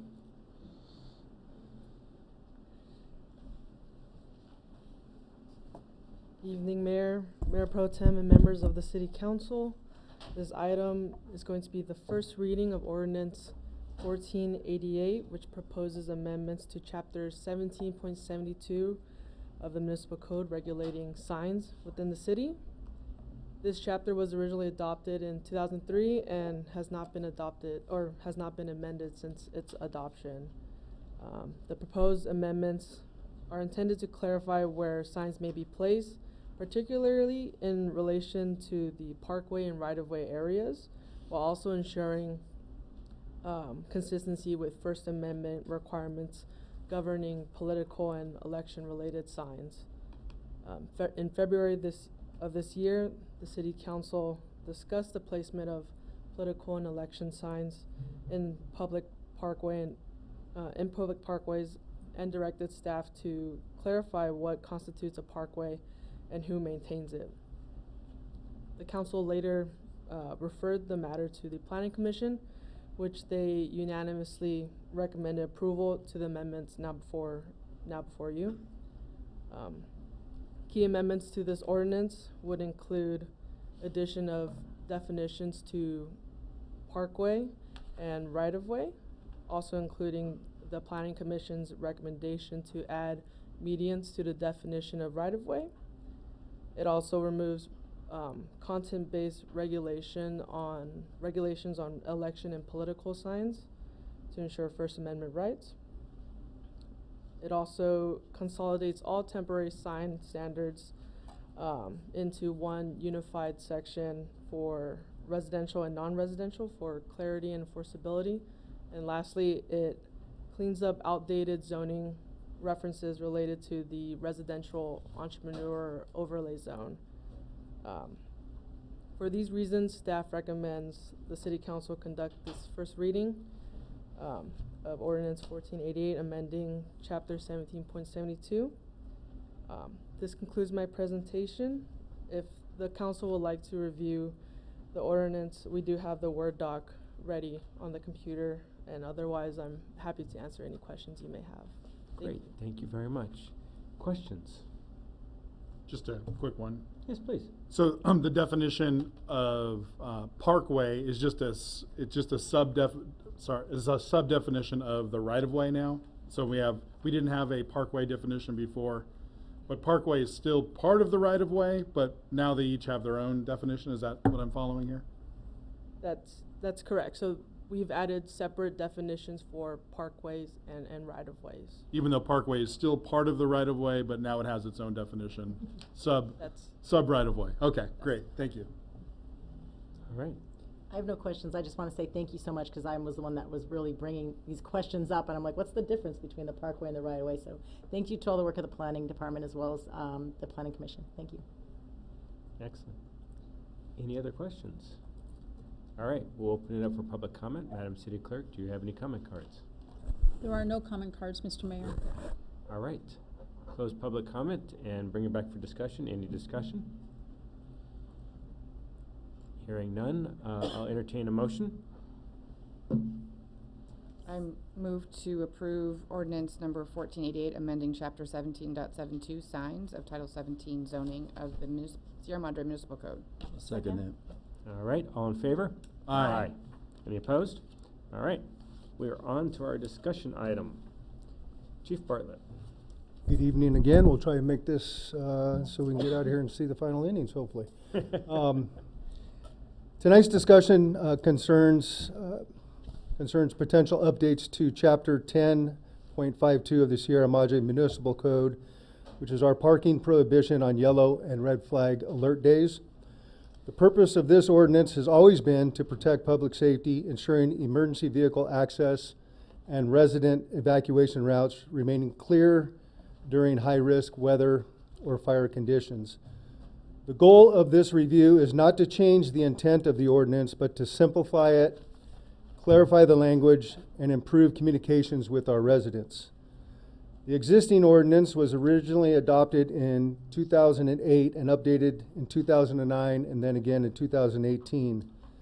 It restricts on-street parking on 15 hillside streets whenever yellow or red flags are declared by the fire department. These alerts align with the Los Angeles County Public Works Phase 1, 2, and 3 debris flows, as well as National Weather Service fire weather forecasts. It was brought to staff's attention through Mayor Parkhurst's request that we review this section to make it easier for residents to understand when restrictions apply and how they'll be notified. Excuse me.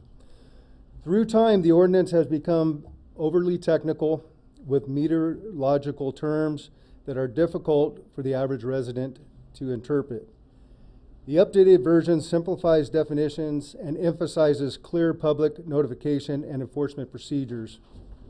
Some key amendments to the revised draft is simplified language and structure for better readability.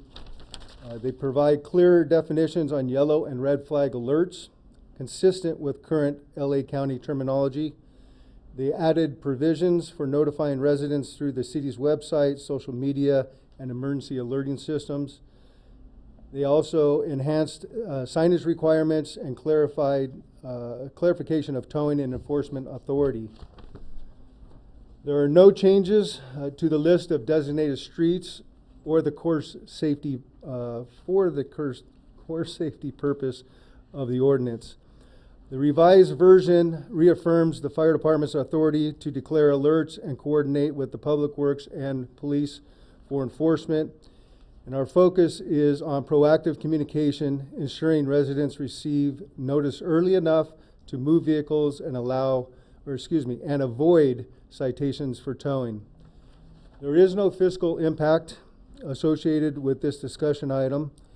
Also, this review is exempt from CEQA as it is a policy direction item rather than a project. Staff is seeking council direction tonight on whether to move forward with preparation of a formal ordinance amendment. If council concerns, staff will return, if there are council concerns, staff will return with the final version for introduction and adoption of all future meetings. Again, in closing, this is about maintaining public safety and improving clarity for the residents during high-risk conditions. Staff recommends any feedback or direction from council on how best to move forward with these updates. That ends my report. Thank you very much. Questions? So, I think I have the same question as you, probably. so the first question I have is, it says a Los Angeles County Phase 1 forecast. So I went to go look to try to find the source for the county Phase 1 forecast, and I couldn't find it with a Google search. Now, thankfully, staff, maybe yourself, pointed me to the right page. Is there a way, like, to make sure that if we ever need to tell people, well, this is where it, like, typically in these types of codes, you cite something very specifically, right? You cite the CCR or the CFR or something like that. The county it doesn't have anything that looks like that's like that, at least not that what I've been pointed to. So is there a way that we can make this phase forecast point to something more codified, I guess is for lack of a better word? We could definitely take a look at that. My recommendation as well, since if you followed up with the LA County Public Works website, they're really not even definitions, they're more of a description. So more likely just their terminology is really what it is. I would recommend the potential for us just keeping it the same as we always have. We've already educated our community pretty much on this purpose. With the recent rainstorms and everything that we have, the messaging has all been there. I think where we found in public safety, changing terminology and changing just sayings really confuses people more. So I would say that the yellow flag, the red flag, the phase 1 and everything like that is more of just a guideline, if you will, and a description versus you must and you shall when these things occur. That being said, if it makes sense, I would almost say that we could leave it as is, but if council so chooses, we can look at tying it into, as you're saying, a more futuristic catch-all. So as it changes, our ordinance would change. So let's limit this for a second for the red flag alert. So if you were to declare a red or yellow flag alert, do you determine it, or do you use, so like when we have a red flag fire alert, there's some very clear criteria. When it is a red or yellow flag alert, what criteria do you use to make that decision? Is it just professional judgment? Does that open us up to liability? Like, how do you make that determination? Very good question. And there are two buckets, if you will. The red flag fire weather is based off of some specific data and information from the National Weather Service. And we in LA County pretty much all adhere to that. The other part on the yellow and the red flag mud and debris flow, why that came to be in the first place, I don't know. Prior to me in this position, that in itself brings some confusion. However, to answer your question, it is not just myself. Fire department, police department, public works rely on the county public works and their modeling, along with their alerting on the different phases of which they're expecting due to the weather forecast. That in combination, we get together, staff gets together, and we'll discuss, should we implement the red flag no parking restrictions in our canyon and hillside areas that are going to have access problems. And again, that is mostly based off of the mud and debris flow modeling that the county provides along with the weather forecast. They will let us know that they're anticipating a no phase, a phase 1, phase 2, or a phase 3 flow. When we receive that information, we get together and we make a decision, what are we going to do? And usually on the phase 2 and the phase 3 is when we do the red flag. The yellow flag, I really don't see it as ever really coming out. It's either going to be a no phase or a red flag type of deal. And do they always do modeling for those? They always do the model. We obtain maps. The maps are basically going to be pretty stable. It's really going to depend on the weather and the amount of water flow that we're going to have, the rain forecast and such. But the modeling is going to tell us which canyon areas, which drainages and such we're really worried about. And that's the modeling will be current, I will say, for the next 3 to 5 years until we get some vegetation back up on the mountains, and then things will change again. But for the next 3 or 5 years, we're looking at rinse and repeat pretty much. And why is the red flag alert and the red fire separated? I mean, I know they're different events, but they're both a red flag, so why are they separated other than the source? What I tried to do in the proposed amendment to the ordinance was clarify that there really was no definitions in the current ordinance that separated red flag fire weather from red flag mud and debris flow. It did not really make sense. You had to kind of read it and reread it. So I tried to pull those out as more defined terms, if you will. I think we're pretty much the only ones that I'm aware of that do a yellow flag, red flag for mud and debris flow, and how that came to be, not quite sure. That's just a historical thing that we're using. That could be a directive that, if council wanted to say, we could change that up and make it something completely different. However, I would pose the question of, do we want to do that, since we already have kind of conditioned our community on all red flags, no matter what. When a red flag goes up, you're not parking. And it doesn't matter if it's winter, spring, summer, or fall. We're gonna close off the streets.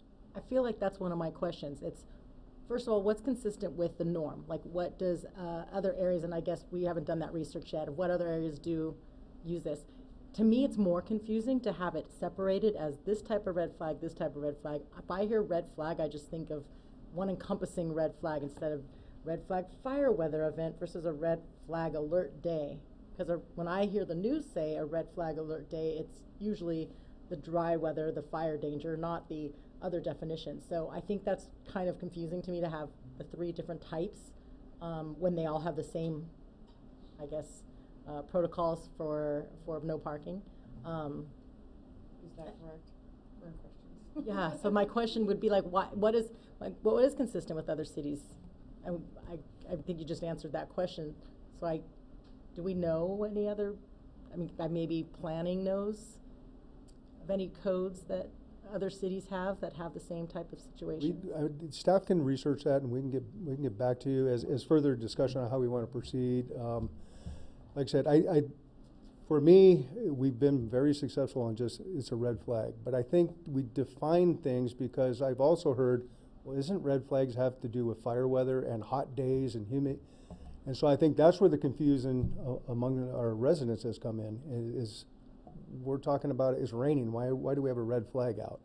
So we tried to define it in the manner of a red flag is just, we are going to shut down the streets for parking.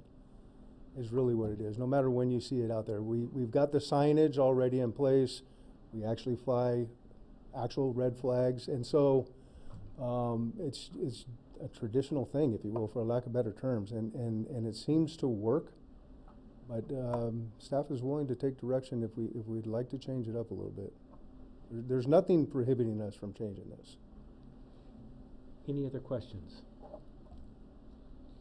All right, we'll go ahead and open it up for public comment. Any public comment? There are no speaker cards, Mr. Mayor. All right, bring it back for discussion.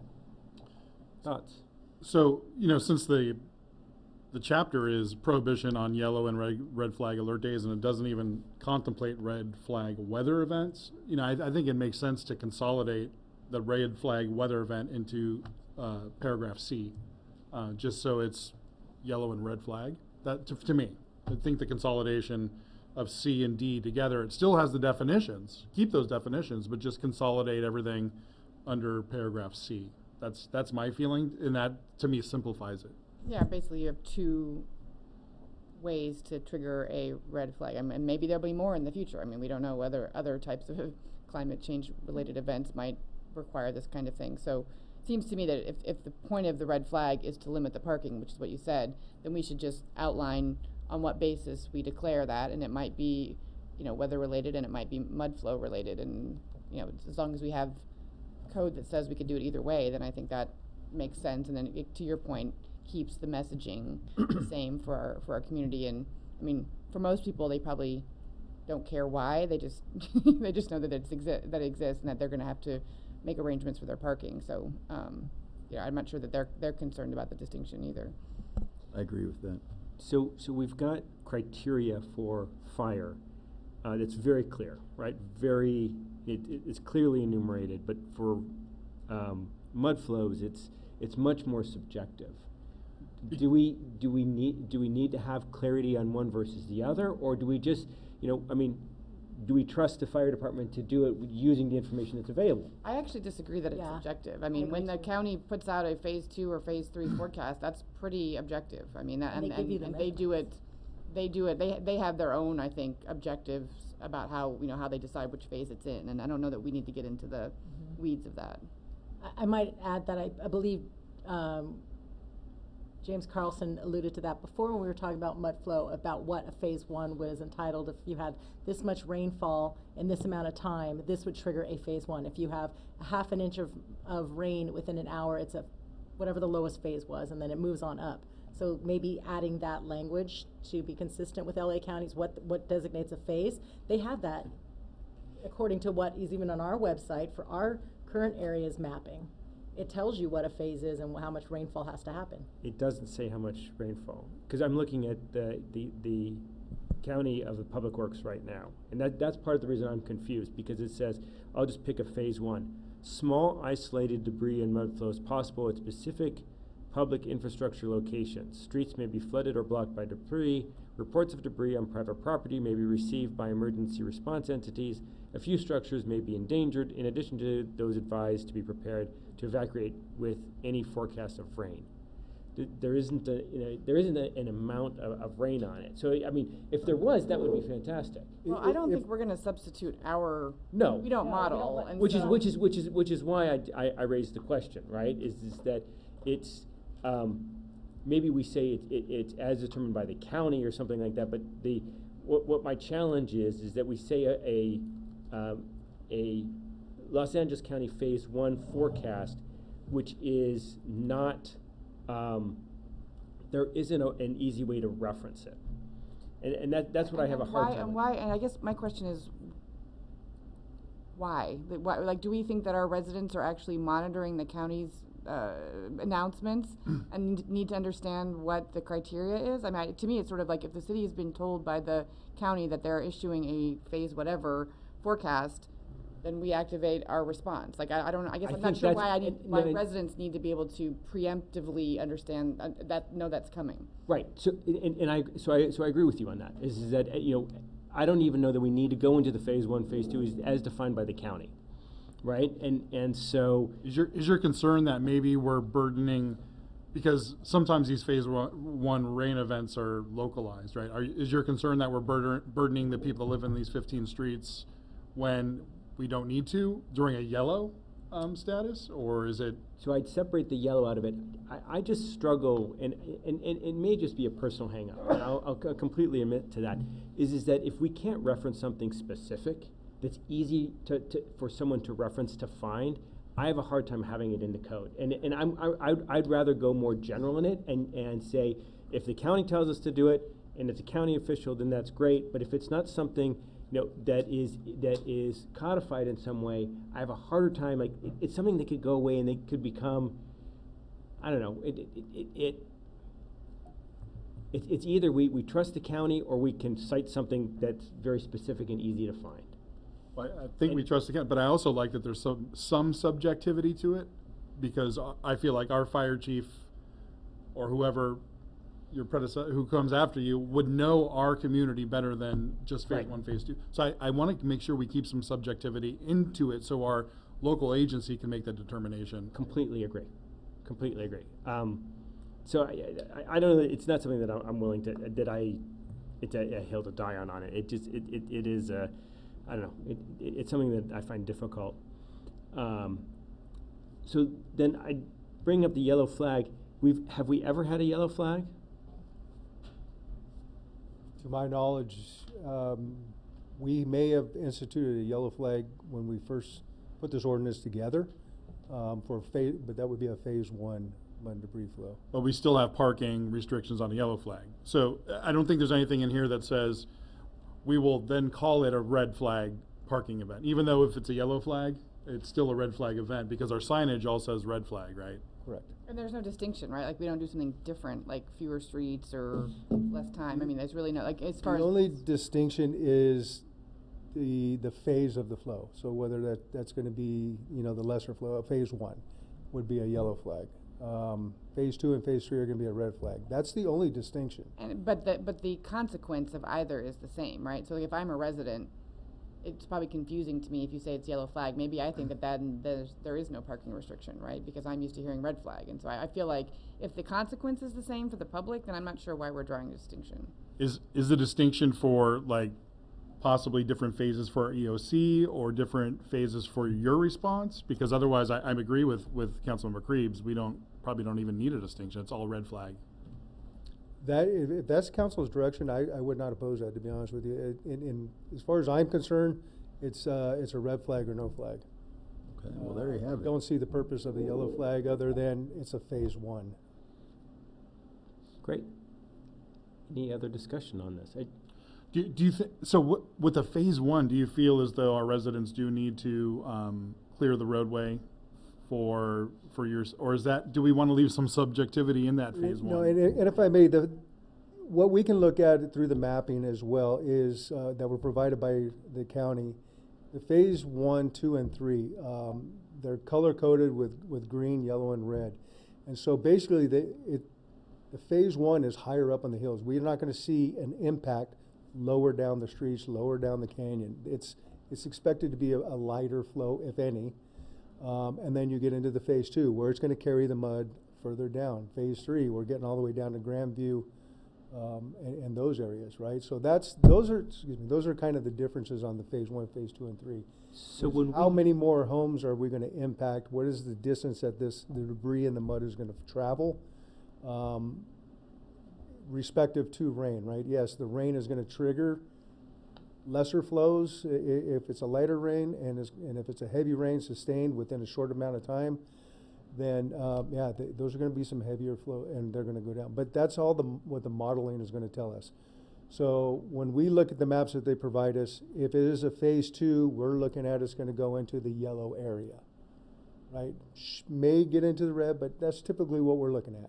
If they give us phase 3, we're planning all the way down through the green, yellow, and the red.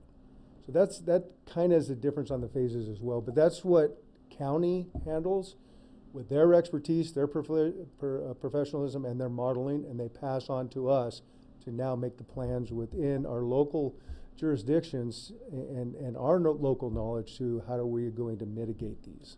So you just said with a phase 2 that you would be a yellow, but we have in the code a red. Did I? This is their maps. They're modeling on their maps. They color code their maps, and a yellow would be a phase 2, if I'm not mistaken. James is very in Okay. tune with this as well. That's irrespective of our flags. And when we had the rain event a while ago, 3 or 4 weeks ago, and we had some mud flow on, I want to say Woodland, what phase was that with the county? We were in a phase 2, if I'm not mistaken. A phase 2, again, and so phase 2 is going to trigger a red flag here locally, and that's what we did.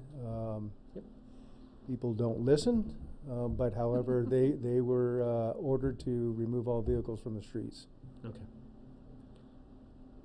I just want to, like, when we talk about this is going to be code, and I know we have a difference in the next 5 years at least, but when we did have an Eaton, we had a mud flow presentation by James Carlson that also gave us the thresholds, that also gave us a report that was called the Eaton Wirt Final Report, and it gives us those thresholds. Actually, it says due to the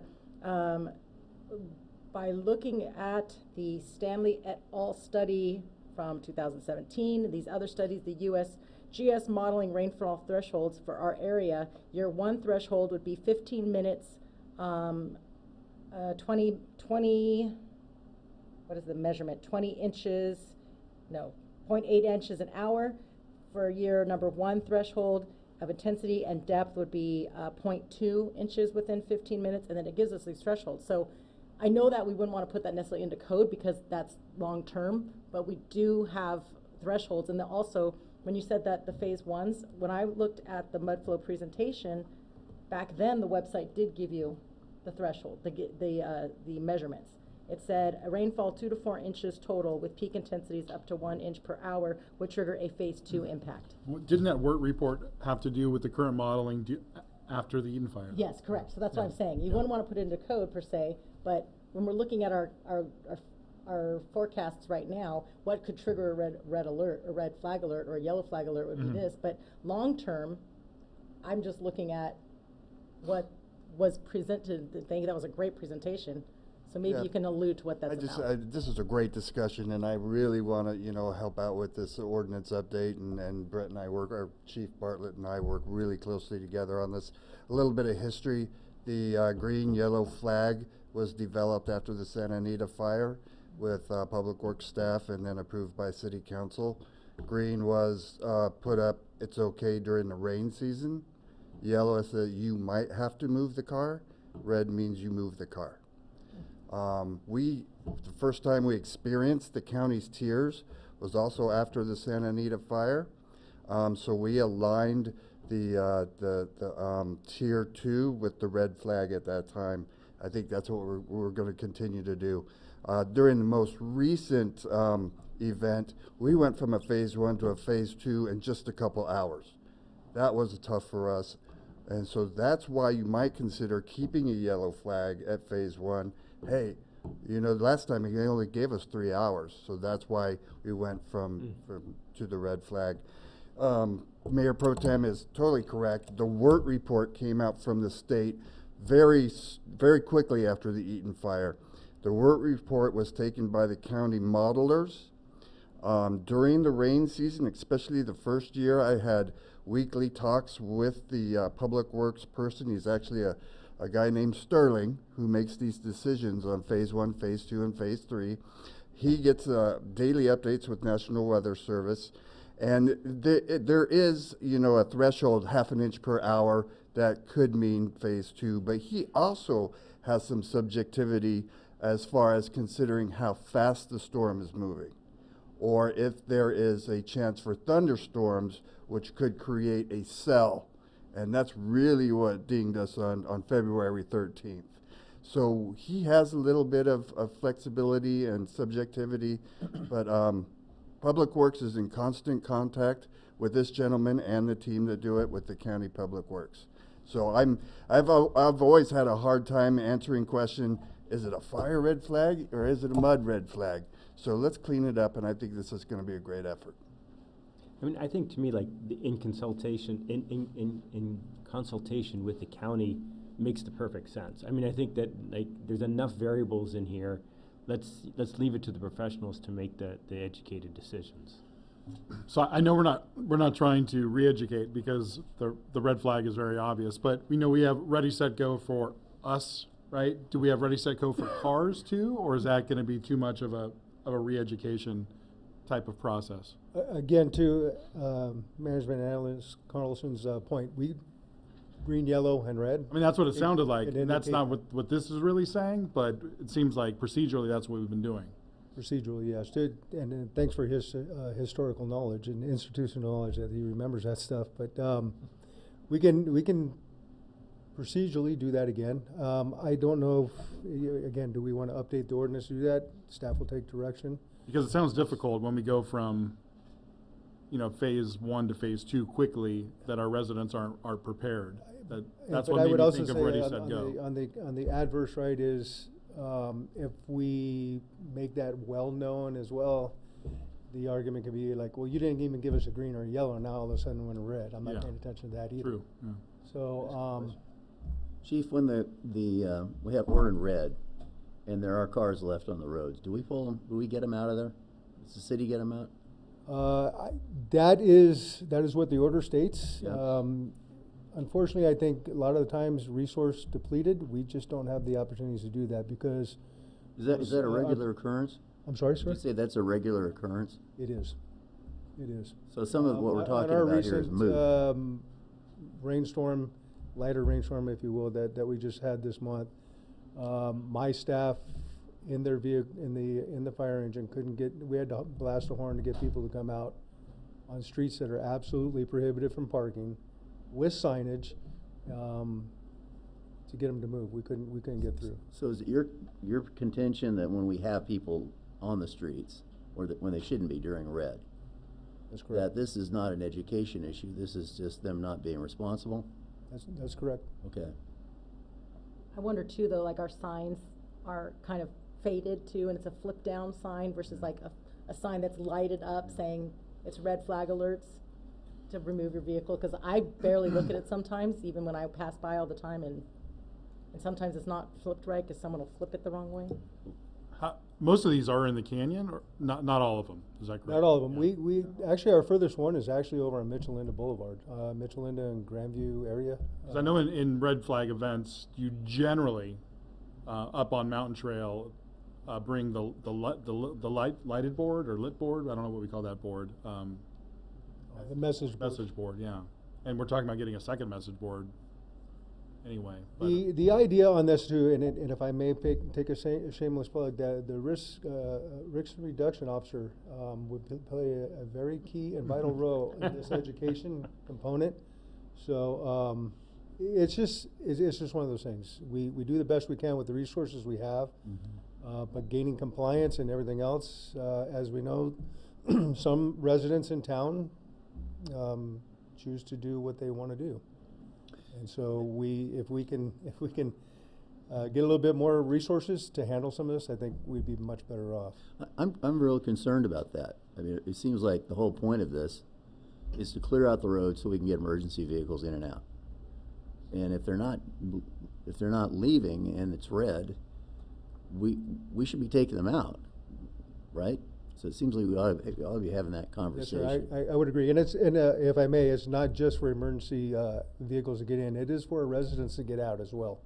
Right, So exactly. it's ingress as far as egress is just the same. And on top of it, a red. I know it's a separate conversation, but This is the parking code, right? So I mean, Yeah. there are Yeah. enforcement mechanisms, Yeah. right? Like, okay.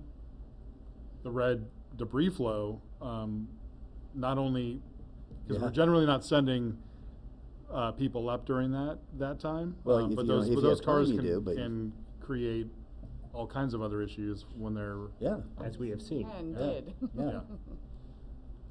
Yeah. Yeah. Other discussion, I'm just happy we're taking another look at this. as am I. Good job. Do you have enough direction from us? If I received the direction properly, it sounded like we want to consolidate paragraph D or item D with C, and just make it one red flag day type of or event, however we're going to word it. I mean, yeah, and I'm thinking you can still keep the definition of red flag weather event in that paragraph, but we just consolidate, yeah. Very good. And then I was not clear on whether we want to pursue some more stringent, or more information as far as phases and what triggers those. It sounded like we do not. We want to keep that just in line with whatever LA County Public Works issues as a phase.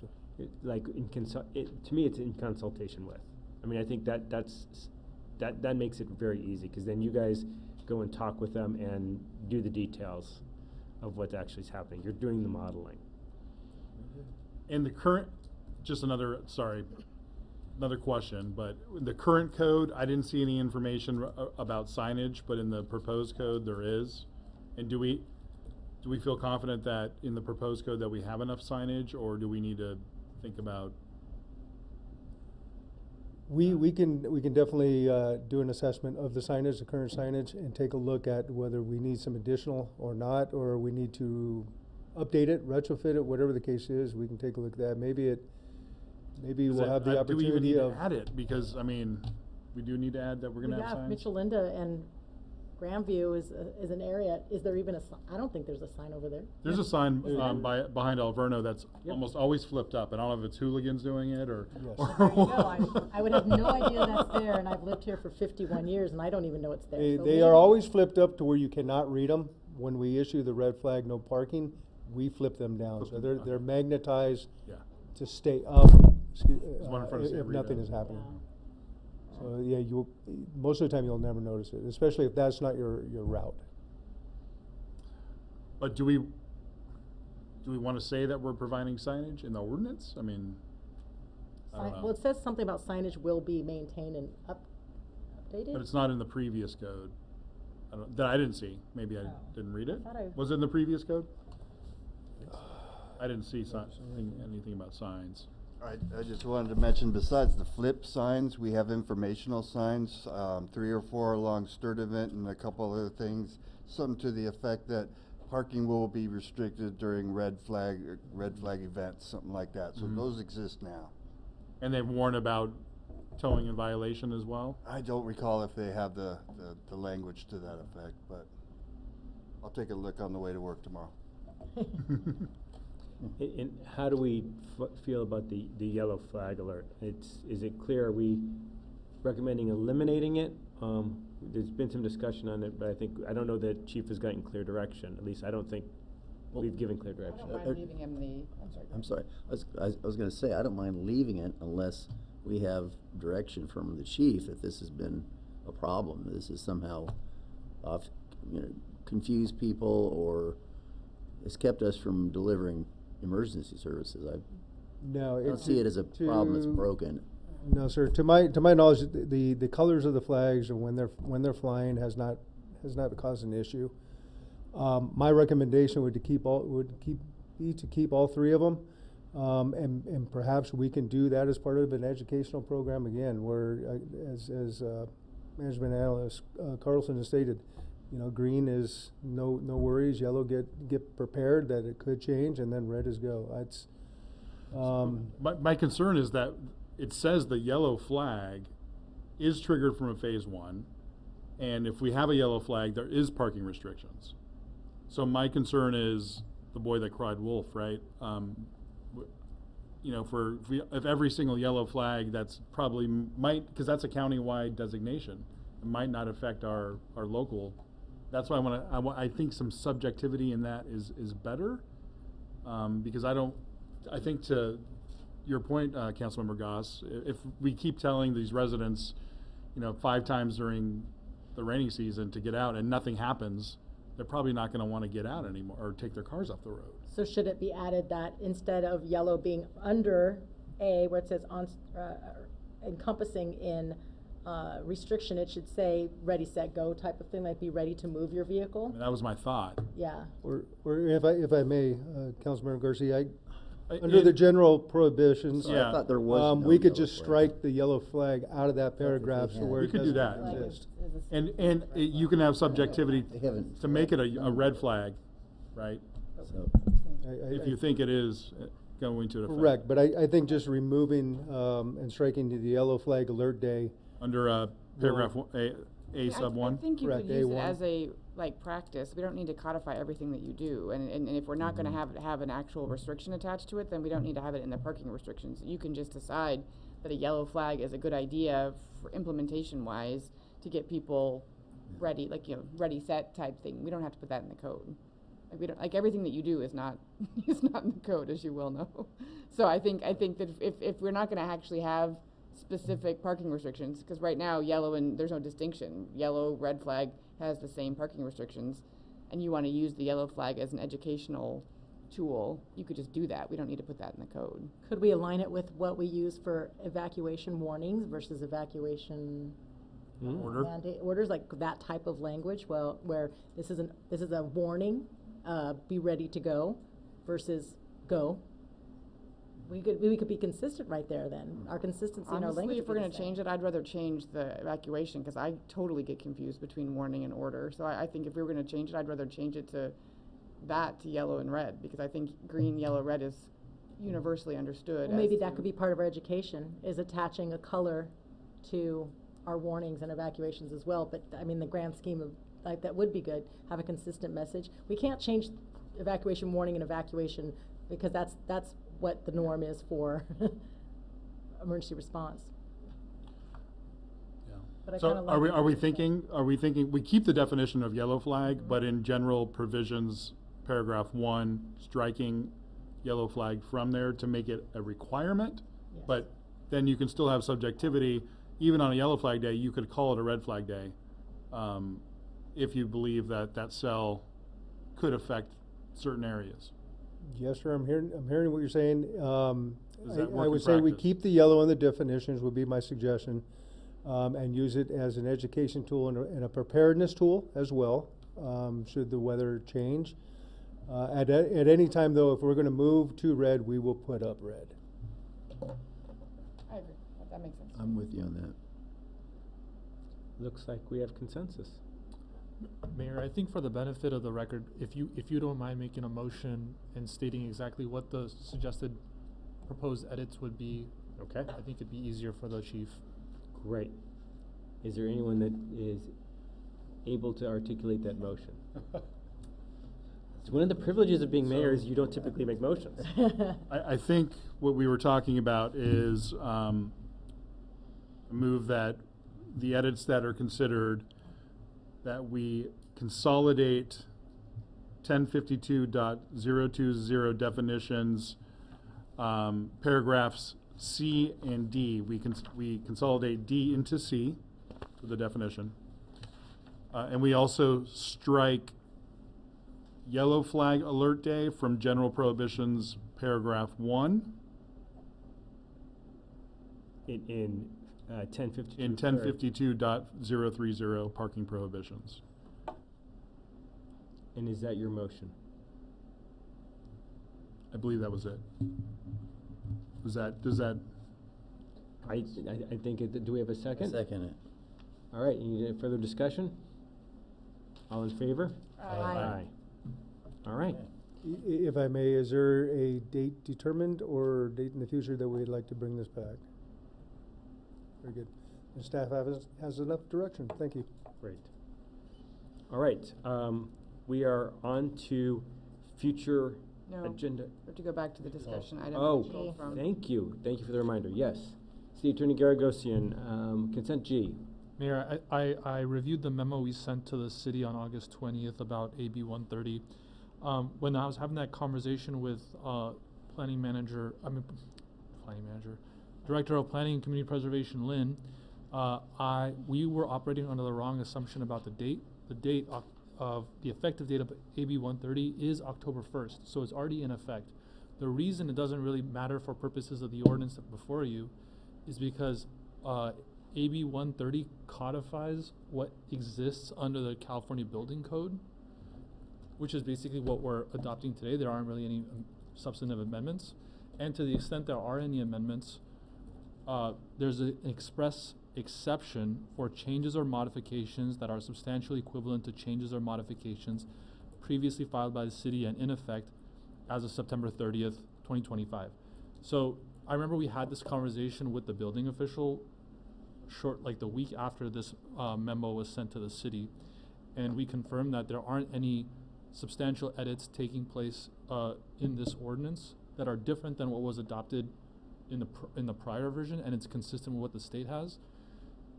So all that said, this ordinance is ready for adoption, and AB 130 doesn't really implicate it. But with respect to your point, council member, if the rest of the council provides us direction to make an amendment like that, what we can do is we can look to see if any of these other exceptions to AB 130 apply. If they don't, then we can't make that amendment at this time. If they do, then we can try to apply one of these exceptions. On the fire code side, there are usually local amendments we make, but there are express exceptions under AB 130 for fire hardening and fire safety and stuff like that. So that's why the fire code isn't really an issue. It's the building code that's the issue.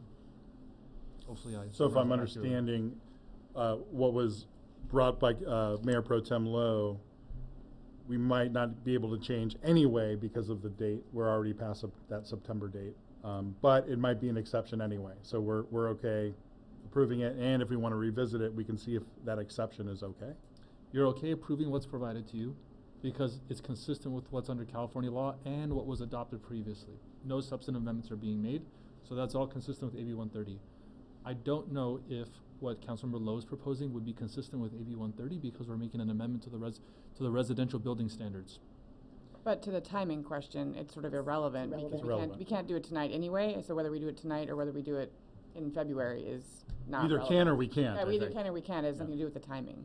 So one of the problems I saw coming up with this is if we don't hold people accountable for their backyard sales or shade sales, thank you very much, then why are we holding people accountable for their like canopies in their parking spots in their driveways? Why can we hold them accountable and tell them they can't have that, but we're not going to hold them accountable for their sales? I'm curious to see how it's been applied in the past, and I think that's a conversation to have with our building official because the code can't contemplate every scenario, and I suspect there are scenarios like this where it's expressly not contemplated.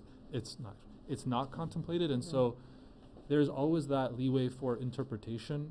In the zoning code, there's a specific procedure that says when the code doesn't address it, the director can make an administrative interpretation.